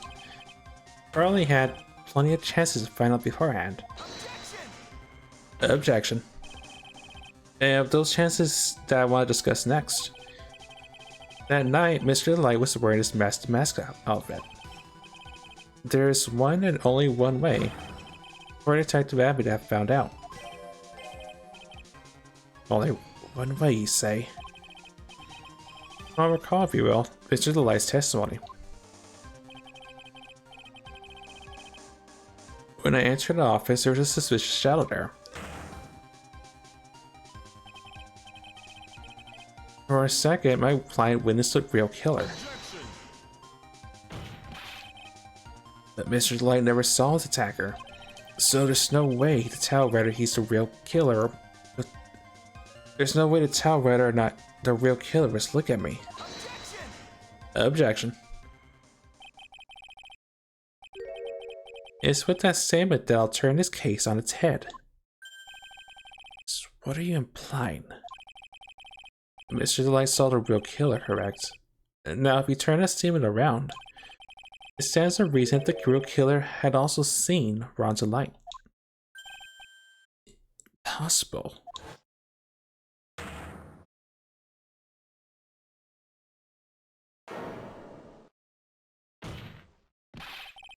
Detective Atme, you saw Master Mask at the murder scene that night. You saw him when he killed King Bullard and assaulted Ron's Delight. That was the only way you could have known what Ron was wearing.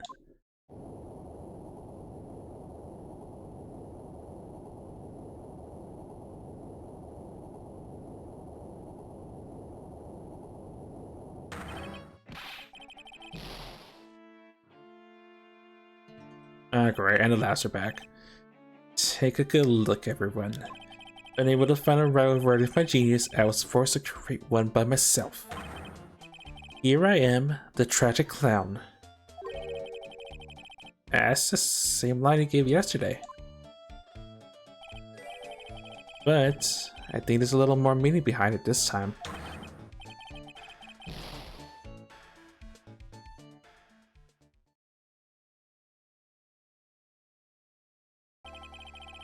What an awfully complicated incident. Game Builder was blackmailing Look at Me, who was in turn blackmailing Ron Delight.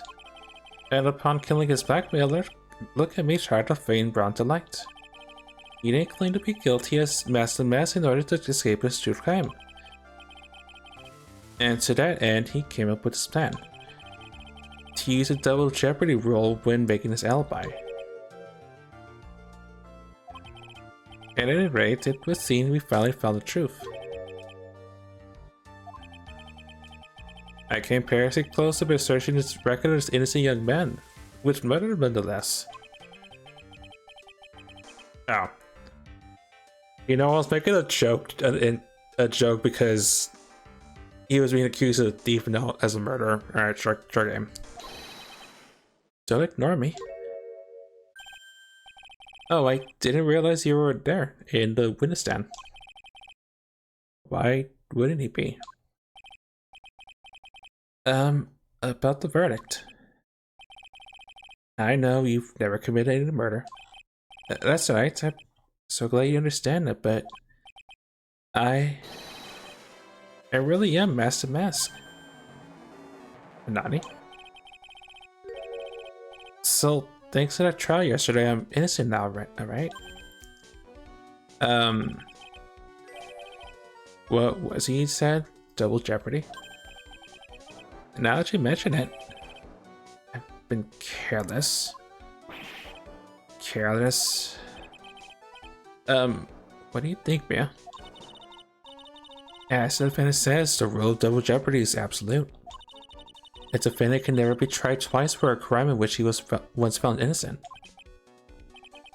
Then, Master Mass is really innocent? It would seem so. For now. For now.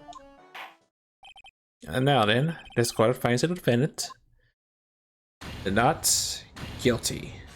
Confetti.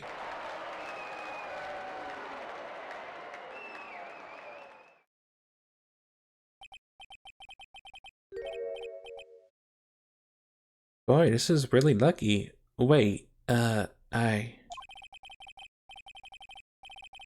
This is so good after all. You see, the thing is, I'm really mess. You know, for a second I thought I was gonna get a third trial of now Ron's guilty of something else. Good luck. Okay. Sorry, I can't help but be paranoid after being alive for longer than expected. October 14th, 3:35 p.m. District Court, defendant lobby number 4. Oh, you did it, Phoenix. Oh, thanks, Mia. It's been a long time, hasn't it? Yeah, it's because Maya doesn't call on me much these days. Oh? I'm just joking, Phoenix. Don't take everything so seriously. But on the other hand, Maya, she seems kind of torn these days. You mean about becoming the master of the Cure and Channeling School? Becoming the master, saying goodbye to our mother. Misty Faye, right? Watch over her, will you, Phoenix? Of course. Well then, see you around. Mia. Oh, Mr. Wright. I don't know what to say. Well, congratulations, Mr. Light. Thank you so much. No, wait. I think it really matters anymore now that all this is happening. Come on, just be happy already, Baka. Maya? You've been cleared the murder charges and called off as master boot. But in exchange, I lost everything. Nani? What do you mean? Stealing security information from KB Security? It becoming mask to mask? I did it all for one reason. For her. You mean your wife, Desiree? She hates criminals more than anything. Well, come to think of it, she was once held hostage by robbers, wasn't she? She always said how she hated sneaky criminals. I knew that, but once I got fired from KB Security and lost all the money I had, she wouldn't have any reason to stay with me. I thought she would leave me for sure. So that's why you became the mask? Yes, but it's all over now. A broken bowl could never be put back together. That's not true, right, Nick? Right. Really? Can we go back to the way things were? You'll be fine and Nick can prove it. Oh, not again with this stuff. I remember from the last game they wanted me to eat evidence at the end. I kinda wish you would check me first.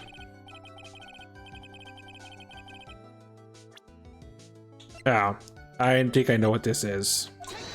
Take that. The sacred urn. Desi was the one who found this. Desiree, your wife, she's always believed in you, Ron. That's why you'll be fine. Don't have to worry about anything.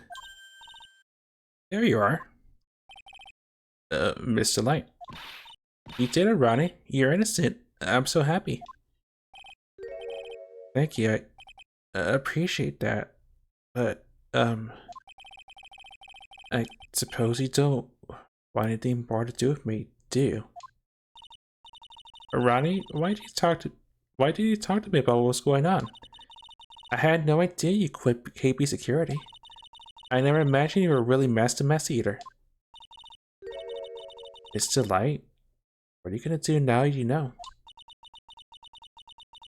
You're not really gonna leave him, are you? Come on, it's obvious, isn't it? How could I ever let a wonderful man like him get away? After all, my bike's really fast. So fast there's no way he can ever get away. Didn't you say that you hated criminals? Oh, I only hate people who act all cowardly and sneaky. Like the detective. Oh, wait. See. My brother went to declare his crimes before he committed them, like a man. I just love a man who's so chivalrous. Chivalrous? I knew I was right about you. Every day I spend with you is filled with the thrills and excitement. Desi. And Desiree really do love Ron, don't you? Nicky boy? Yes. I'm really gonna ask you to defend my Ronnie. Thank you so much. I'll never forget what you've done with us. Or for us. Well, take care of yourself. You too, Nicky boy. Dot dot dot dot dot dot dot dot dot dot dot dot dot dot dot. I think that's all the dots.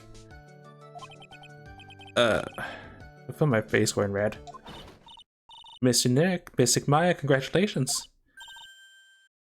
Dot dot dot gasp. Great, talk about dead timing again. Mr. Nick, how could you? With another man's wife in front of Mystic Maya? Got it wrong. I'll never forgive you, ever, ever. Well. So, just as the case came to a close, so too did my consciousness. Well, Ron said a broken bill can never be put back together. But I know that's not true. I mean, just look. Aww. Here's a perfect example of one that's been put back together even better than before. That's cute. Didn't mean the feels. Anyway, episode 2, The Stolen Turnabout. The end.